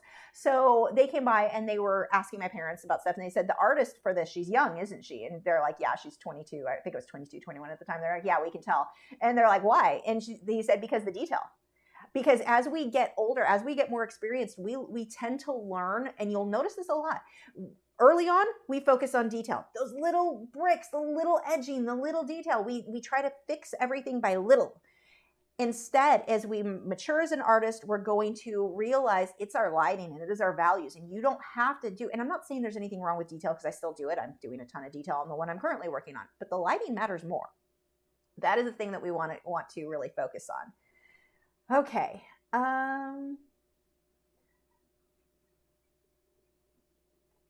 Shayna said, writing down and going through your critique advice like eating toffee popcorn. Thank you for taking the time for us. Well, I'm glad you like it. Tara said, I was too nervous to submit, but I'm drinking up all the advice and tips you are giving. Yay! Okay, so what time? We still have time for more. Man, we've got some good submissions this week, or this time. It has been too long since I did a critique. Okay. Sam is next. I did end up giving this one away, but I believe it was an 8x10 in acrylics. My goal really aren't photorealistic, but I do pretty well with an exact reference when I'm working off my imagination. It never feels like a real setting. I don't know. I just don't like this one, and I'm trying to work on my backgrounds too. Okay, so we don't have a reference photo. Oh my gosh, I like this. I would hang a chicken in my house. Doesn't go with my house, but it's still, I like chickens. Nope, don't need that. Can't find the right screen. So let's see what we can go with here. Most of my tips you've got, this would be another one that I would say the reference, or, taking a photo, I can see this side was most likely washed out. Just the glare was probably coming from the side. I love your background. I love your color palette is so pleasing. There is so much I love about this. A couple of things. Now, when coming up with paintings, we haven't really talked about the rule of thirds. So let's go ahead and talk about that. Rule of thirds. I'm going to layer. Oops, that's not what I meant to do. Duplicate layer. I always do that. Okay, and I want to pull in the rule of thirds. I've got that somewhere. Where did I store that? I don't even know if it's on this drive. See, the thirds or rule, pumpkin thirds. Okay, it's on this one then.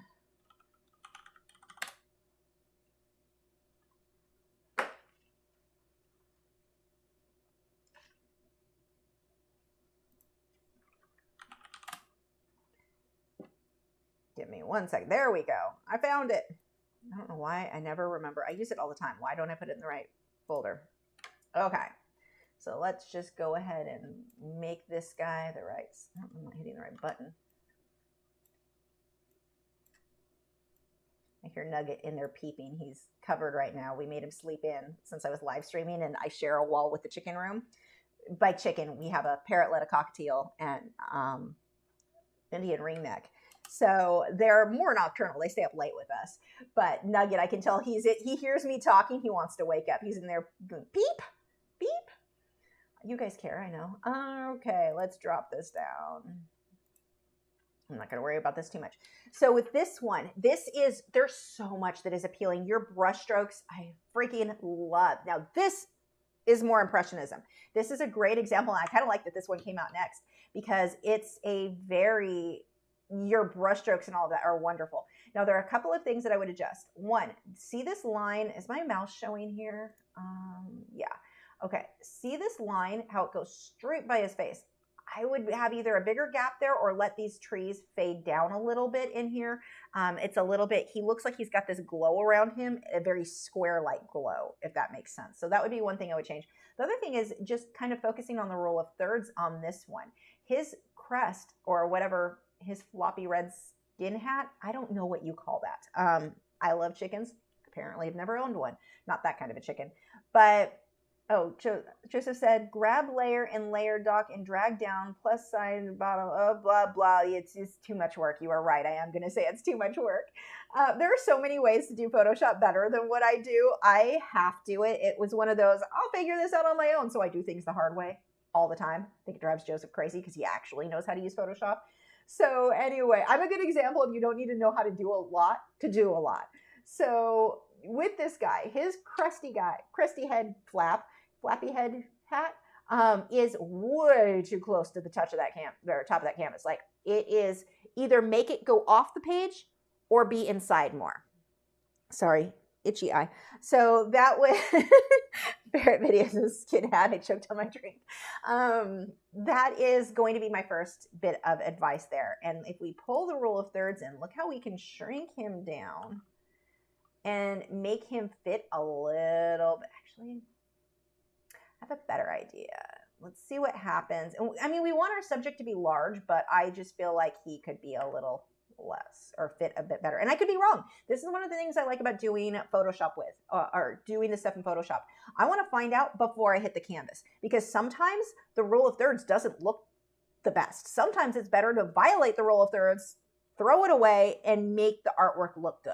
So when I use the rule of thirds, it's to get a general idea. Usually it will make things look better, but not always. We're going to find out now live. So let's see. I am going to pull you out. I'm going to crop this. Actually, I'm going to do another layer. This will make sense in a minute. I am going to get rid of this fancy chicken. I'm just going to extend the back. Oh, that needs to be more opaque. That's the problem.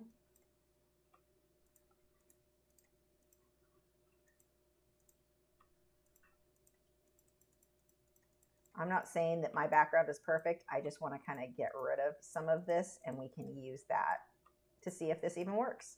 It may not. It may look better to leave it exactly how you have it. Whoops. Pay attention to what you are doing. That don't look good. Okay. I'm going to make that a bit bigger now. Let's brush this along, get an idea.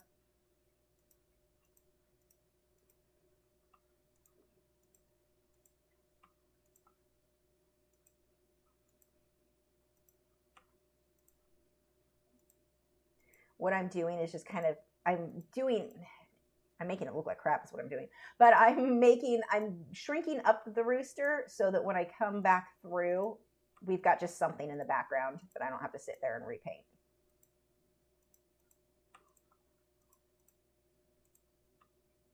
There we go. Okay, that gives us a general idea.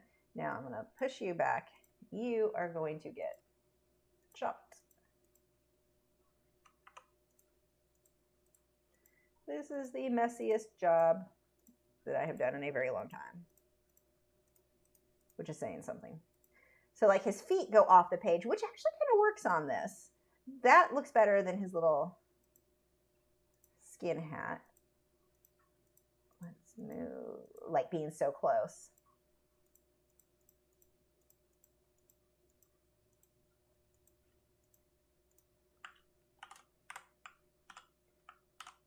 So we're going to shrink him down and see if it looks any better. It may or may not, but let's find out before we make the change in the artwork. So let's make, see, now we're into the rule of thirds. Oops. Or close to it. Usually the rule of thirds, I'll put the eye right at that thing. So this is how the rule of the thirds, it's called a comb. His skin hat is called a comb. That kind of works. That actually makes sense. A skin comb. So if we look at these dots, what the rule of thirds is, we break the painting up into thirds. So you've got these 9 squares, and these are, I call them hot spots. I don't know, there's probably a technical term. Is that a comb too? These are skin dots, whatever. So we've got, those are our hot spots. And usually what I like to try to do or recommend is see if the eye of the subject will work hitting one of those points or wherever you want the focus to be. In this case, his eye's kind of little. I'm just happy with it being in his head. So that is what I'm doing there. I'm going to drop that down. So now he's fitting the third, whereas before, if we removed these two, he was just kind of big and he's still kind of on the third there, but his head is up too high and the thirds are hitting in weird locations. If we instead then shrink him down a bit, that makes it a little bit more pleasing. And now this is subjective. I think it's more pleasing. You may prefer it another way. That is totally okay. But if we can just get a little bit better of a size there. So that's really my only thing I would adjust. I love your lighting. I love your brush strokes are just wonderful. I love that. You could include his feet if you made him a little bit smaller, but he actually works okay. Usually I avoid chopping the feet off a subject, but chickens do not have attractive toes. So maybe it's a good thing that his are chopped off. It kind of works. So those would be my adjustments there. But this is a really good example of Impressionism overall. Let me back my ruining it of it out. But you can see your brush strokes. It's not over blended. There's a glow to it. And I think that that's one of the things that I personally like the most about paintings that are very impressionistic, when you can get almost a glow. Now that's not always going to be the case. There'll be portraits you'll do where you're not really, it just doesn't fit with that. But my favorite impressionistic paintings have a glow to them, and this is a great example of that. The color palette is amazing on this. Another thing I want to point out, look how limited that color palette is. He's not using blue and purple and yellow and green in every color that came in his entire set. He has limited it to what is likely 1 green, 1 yellow. He may have used a little bit of blue to get this sage, but I don't think so. I think that's just from the green. Or he could have done 1 blue and 1 yellow and mixed his green. I'm not sure. Either way, limited. He's got the red that is shaded within the other colors that are already on the palette. His brown would be created with the same, he probably used, I'd say, burnt sienna. Pulled a little bit of that in there. Using some of that with the yellows for the glow of the, or like, this is a very limited color palette. The reds that he used in the crest were most likely, could be wrong, but similar if not. If I were to recommend somebody to do that limited color palette, I would say mix your orange from the red you used on the rooster's comb hat and the yellow. And that's going to give you the perfect orange. Or the same with the tree trunk. So you could use burnt sienna, or just mix it on your own with the red and the yellow and the black. Those colors are with maybe a little bit of green. The more limited your color palette is, the easier it's going to be to make everything seamless. And it just fits together. It doesn't feel so psychedelic. I don't know the word I'm looking for. It doesn't feel so sporadic, just things all over the place, thrown everywhere. This is so pleasing to the eye, and one of the reasons, 1, brush strokes are amazing. 2, that color palette works. And it's not like I'm going to say you have to use this exact color palette. No, it's that it's a limited color palette, and he mixed his greens from the yellows, like his lighter greens. He used the yellow. The same yellow he used in the sky, he pulled to everywhere else. And so it makes everything go together very well. So there we go. They were called PowerPoints, Gypsy Heart said. Yeah, I'm going with hotspots. I've called them that for years. I don't think I'm going to remember the PowerPoints one. Maybe I might. No, I won't. I don't remember anything. So anyway, that I think will help. Yeah, Michael says, wow, digital art makes things a whole lot easier. Yeah, it does. To be able to try things out before you find out in your painting, I do this all the time. I will take, like, I don't have it out there, but I had my, if you, actually, let's pull it up so you can see what I'm talking about. My flamingo with the octopus. Surreal flamingo. Yep. I did hit this guy. Is that the finished one? Which one is the finished one? I don't know if this is the finished one, but we'll pull it up. Gives you an idea. That painting. I originally planned on putting the, what is it, the Luna or lunar moths, the bright green ones. I wanted to put that in there. Once I got the flamingo painted, I knew right away, those won't work. That color, that does not work with my color palette. It doesn't work with the simplicity that I'm going everywhere else. The painting's actually over there. It's for one of my personal collections. But no one cares, Lisa, move on. So I found out in Photoshop, though, I got the flamingo painted in, got the octopus, and I'm like, there's no way. So that was the moths that I wanted. That was the original point of this painting, were those moths. Once I got this in, it was like, that's going to ruin it. That will not work. I found that out in Photoshop before I ruined the painting. So here, I just picked some random moths. I tried a bunch of moths I found on Pixabay and Unsplash and Photoshopped them in to see what would look good, to give myself an idea before I ruined all the work. Because this, if you followed me on, well, if you're a patron member, you know this one took, what, 5 weeks? This was a long painting. If I, at the very end, ruined it because I put these moths that just pulled attention away from the flamingo or the octopus too much, that would have been disappointing. Find out first in Photoshop or whatever photo editor you have. Oh, it makes things easier. Okay. Let's see. I think we can get one more in, and then we will continue on with this next week. Hold on. My friend just texted me. I have to see what this is. I need Christmas chickens. You know how you put like a reindeer, a lit up reindeer out in your front lawn? These ones are chickens. Oh my gosh, that's funny. Okay, so one more. Let's go back to where I was.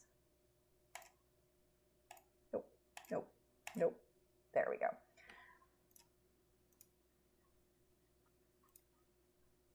So next we have, a seascape. See, this is going to be another one. I'm just going to tell you right now, I'm going to be hyper picky on this, just like I am with pet portraits, because it's like my expertise. 5 feet by 7 feet long. Oh my gosh. Particle board primed with several coats of gesso. Then I use a combination of mainly house paint and certain colors and highlights, the Liquitex Basics. Acrylic paint, my goal was photorealism, which I know I'm not quite achieving that yet. There is no reference photo, just my memories from vacation to California Beach. Any advice or critiques are appreciated. Step 1, get a photo. So wow, for not having a photo, though, you did an awesome job. This is gorgeous. So yes, absolutely beautiful. But whenever you're like, okay, I know it's not quite right, but I didn't have a photo. Well, that is, man, in 5 feet by 7, that is stunning. But we've got some perspective issues. And that is because you don't have the photo. That's your solution right there. Now you can use a photo and change it. Let's say you're like, I know I want these colors. I know I want this sky. You can change it. I change mine all the time. My painting I'm working on right now, I've done that with. I got a photo of a sky, but completely changed the colors completely. But I needed that as a guideline to kind of get the movement for the way I wanted the clouds. And that would be your case here with the water. Where I'm missing some movement, we've got some perspective issues. Now, 5 feet by 7 feet, you do hit a point where it is hard to get your perspective. You got to spend a lot of time backing away, so that's part of it. Because you're almost looking down here, but that way here. We've got two perspective, yeah. So that is what is going on there. I don't even know if I need to pull this into Photoshop because there's not really, oops, that's not what I meant to do. My main thing though is going to be that your perspective. So having a reference photo, because you have where you're almost looking straight down in one angle. And then as we move back here, you're moving out. So that is certainly something I would adjust. Now I do want to say, one of the things I like that you said, you used house paint and then the Liquitex Basics for certain colors and details. That is what I do when I paint a mural. So if any of you are mural artists, if I'm going to paint a big wall, I am not going to go through that much Liquitex Basics. It costs too much. I'm going to go get house paint. I typically will go with a satin finish. so that it matches the Liquitex Basics pretty close. And that's what I'm going to do if I do a full wall mural. I don't do them anymore, so no one try to hire me. They're too much physical work. I am too old for that crap. But when you work on something that large, that is like, if I'm going to do a mural, it's what I'm going with. Because when you do a mural too, you're not like so worried about archival this, it's like, just get it done. It's on a wall. So that is what I typically will do there. So yeah, on something that large, and if I'm doing it for myself, I probably would have used the same supplies you did. So your clouds, I love your clouds. Your moon is really white and really not round. Now, mine are never round either, but you can fix that by either adding a bit of a shadow on one side so it's not as obvious, or you can have more cloud coverage, a little bit going in front of it. We've got tricks to fix this stuff. It is, I know, doing circles is not easy. My earth on the painting I'm working on right now, not round. So it's completely shadowed on one side. I'm breaking it up with clouds. We use these tricks as artists to hide things like that are more challenging to do. So with something like that, I would certainly have pulled up the clouds down here. We can fix or hide a lot of it. Let's switch brushes. I guess I do want this in Photoshop. Let's go down here.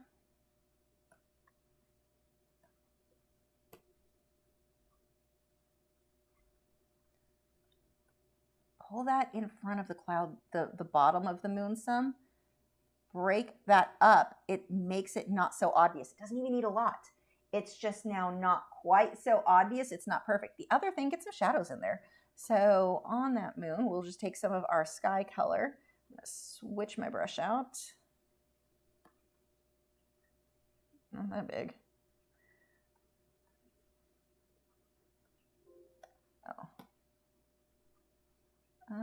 Oh, I'm using a stamp, that's why. That'll do it. Okay, let's try that again. Not a stamp, not a stamp. You. I'm back to a stamp. Remember when I used to know what I was doing? No one does. Neither do I.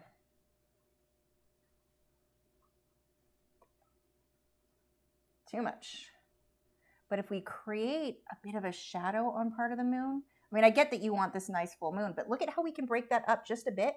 It's not so obvious. It's not perfect now. I'm not saying this is our perfect solution. I'm just doing a quick sample of little tricks you can do to make that look a little bit better. I also want to point out the little skinny cloud up there.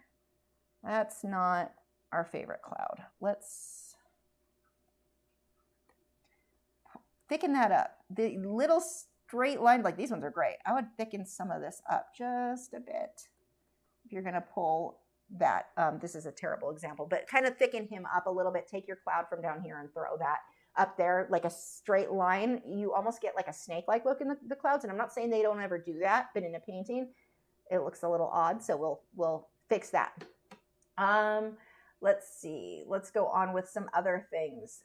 I don't know if you intend it to be this way, but my attention is so drawn to this rock. Not in a ideal way. Look at how it's just so this square that is just very square. This would be another one I'd have reference photos, and then possibly, because that looks like it's pushed out a little bit, I would just make that fade into the background a little bit more. It is really like there's a square. It's a square. So that would be something I might adjust. Seafoam, your lines are going straight. You can break that up. This is not actually super easy to do with it. There are probably brushes I have, but I'm not going to find them.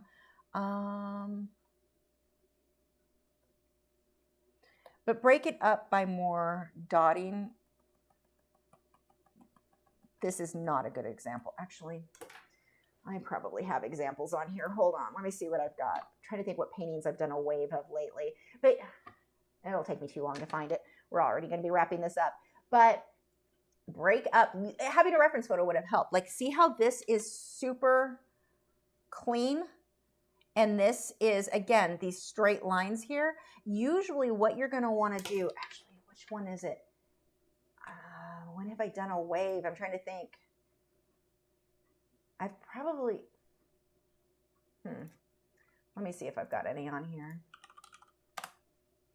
Or if I can find a good photo. Actually, this one works. This one's kind of perfect for this. How big is that? Hopefully big enough you can see. Yeah, no, here we go. So when we get the wave, look at, let's move this so we can see both of these at the same time, hopefully. They're going in opposite directions, but you get the idea. Let's shrink mine down a bit. Break up your wave. So this is one of those things that, like, I've done enough of these. I don't use a reference photo either, so I get it. But look at how we've got this shape here where the seafoam is breaking up into these sections, these clumps, and then it fans out. You've got these little dots that are fanning out that direction. Then as the water crashes, more seafoam. Look at how dotted it is, how broken up it is. It is very similar to how if I'm painting a bush, very dotted, very sectional. So we want to get that in there too. I love that you've got your highlight here. I would go a little bit lighter at the top. That's not the right color at all. But here we go, a little bit bigger. I would brighten the top up a little bit more there. Same thing there. So you've got the start of it. Brighten that up a bit more. But get that seafoam building up in these edges here, the way that this comes out. That is not, oh, one of my tanks just came on. So those would be some of my bits of advice there. A lot of what you've done, this is great. There's so much I love about this. You're going to be, like, if you keep with seascapes, oh my gosh, you're going to be amazing. But I mean, you're already really good. So we've got some issues too. This whole area is just glare like crazy just because of the way the lighting is, and a 7-foot long painting is not easy to photograph and find the perfect place for. I get that. But those would be some of my tips for you there. Get a reference photo so that you've got the correct perspective. First of all, we want that perspective. Even if you're not copying the waves exactly, you're not copying things exactly, it'll give you a better idea, I think, of the perspective. So something to look at, and then change it how you want it to look, obviously. But the things that are distracting to me, that square, this being too thin, and then the moon was too not round, and then of course the change in perspective. It's almost like here is one perspective and here is a different one. So those would be my advice, my bits of advice on that one. The fact that you did this from your memory, you did great, and you get a reference photo. Imagine how much better it'll even be. So you did really, really well there. Let's see. Sally said, what would the bottom of canvas look like to fix that downward perspective? So these are going more straight up. I would pull, actually this is not the right brush for that.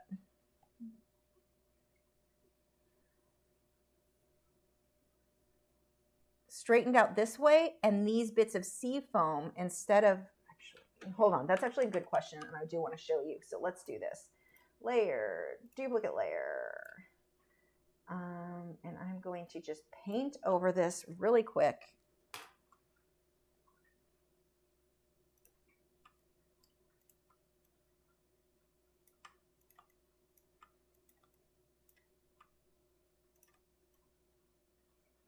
I want to just get rid of some of these here. Now, I don't have a reference photo either, so mine's not going to be perfect. But this will give you a better idea, I think. So see how it's more long and thin versus this way. See, mother, why are you even this way? I want more long, skinny, not ovals coming out this way. So let me pull that back out. So even as I come through and start getting the water that's spilling out, or, you know, the thinner layers, see how they're long and thin. They're not this shaped, they're this shaped. And that's going to make a big, big difference in correcting that perspective. So while I'm not going to sit and paint those perfectly, you get an idea of the difference in the shape there. One is going down this way, where one, because I shrunk it, I thinned it, I elongated it, I made it now shift perspective. I pushed it up this way.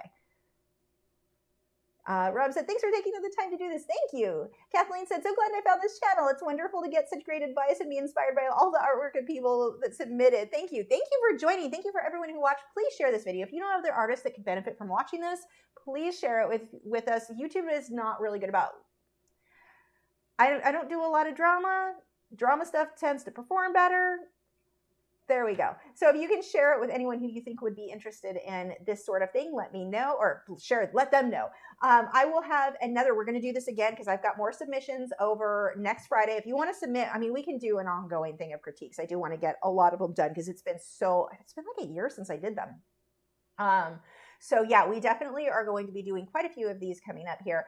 So if you want to submit, that is over on the thread that is pinned at MeWe. The link is in the video description. The MeWe group, don't message me personally or anywhere, like only on the MeWe group right now. So that is where those are. And we've got quite a few more to go. Next week we'll be continuing on. So you can see we've got a lot of cool stuff to go through. Oh, I know that photo. I have that photo. Pumpkins. I love pumpkins. Anyway, oh my gosh, you guys are friggin' amazing. So we will be doing that next week. Again, same time, 1 p.m. Friday. On Wednesday, I'm going to be we've got a zombie snail. It'll be a giveaway. Halloween zombie snail. I have to design that. I need to do that. God, I don't even know when I'm going to find time to do half the stuff I need to get done. But that will be definitely on Saturday. Yeah, Zay said, can you make this more frequent session for your live stream? This is extremely helpful, and I'd love to submit. Yes, absolutely. I'm definitely going to. You guys seem to really like them. So, yeah, as long as you guys want these, definitely. Clark Fine Art, I can't talk, said Clark Fine Art said, have a great weekend. Dee said, thanks, Lisa and moderators. Thank you so much. Check out our moderators. Their art channels are all listed in the video description. I know Clark Fine Art, I haven't watched it yet. She had a live stream yesterday, her first one. Can't wait to go watch that. So definitely check those out. Joseph live streams. Nick recently did a self-portrait, and Gypsy Heart, her husband, recently released a new fantasy book. So if you are one of the people like me who loves fantasy books, it was really good. I actually read it myself. Usually if I don't like if it's not audio, I don't. This one, they do have audio. The narrator didn't vibe with what I like to listen to. So I read it myself. That's how much I liked the book. It was the fact that I was willing to read it myself says it was really good. Anyway, in the video description, if you have Kindle Unlimited, it's free that way. Anyway, check that out. I will see you guys over on MeWe because Facebook sucks and doesn't let anyone see your content when you post. So I will see you there. And I think that's it. Do I have anything else? I don't think I have anything else. Thank you everyone who submitted. You guys are all absolutely amazing. So yeah, that's it.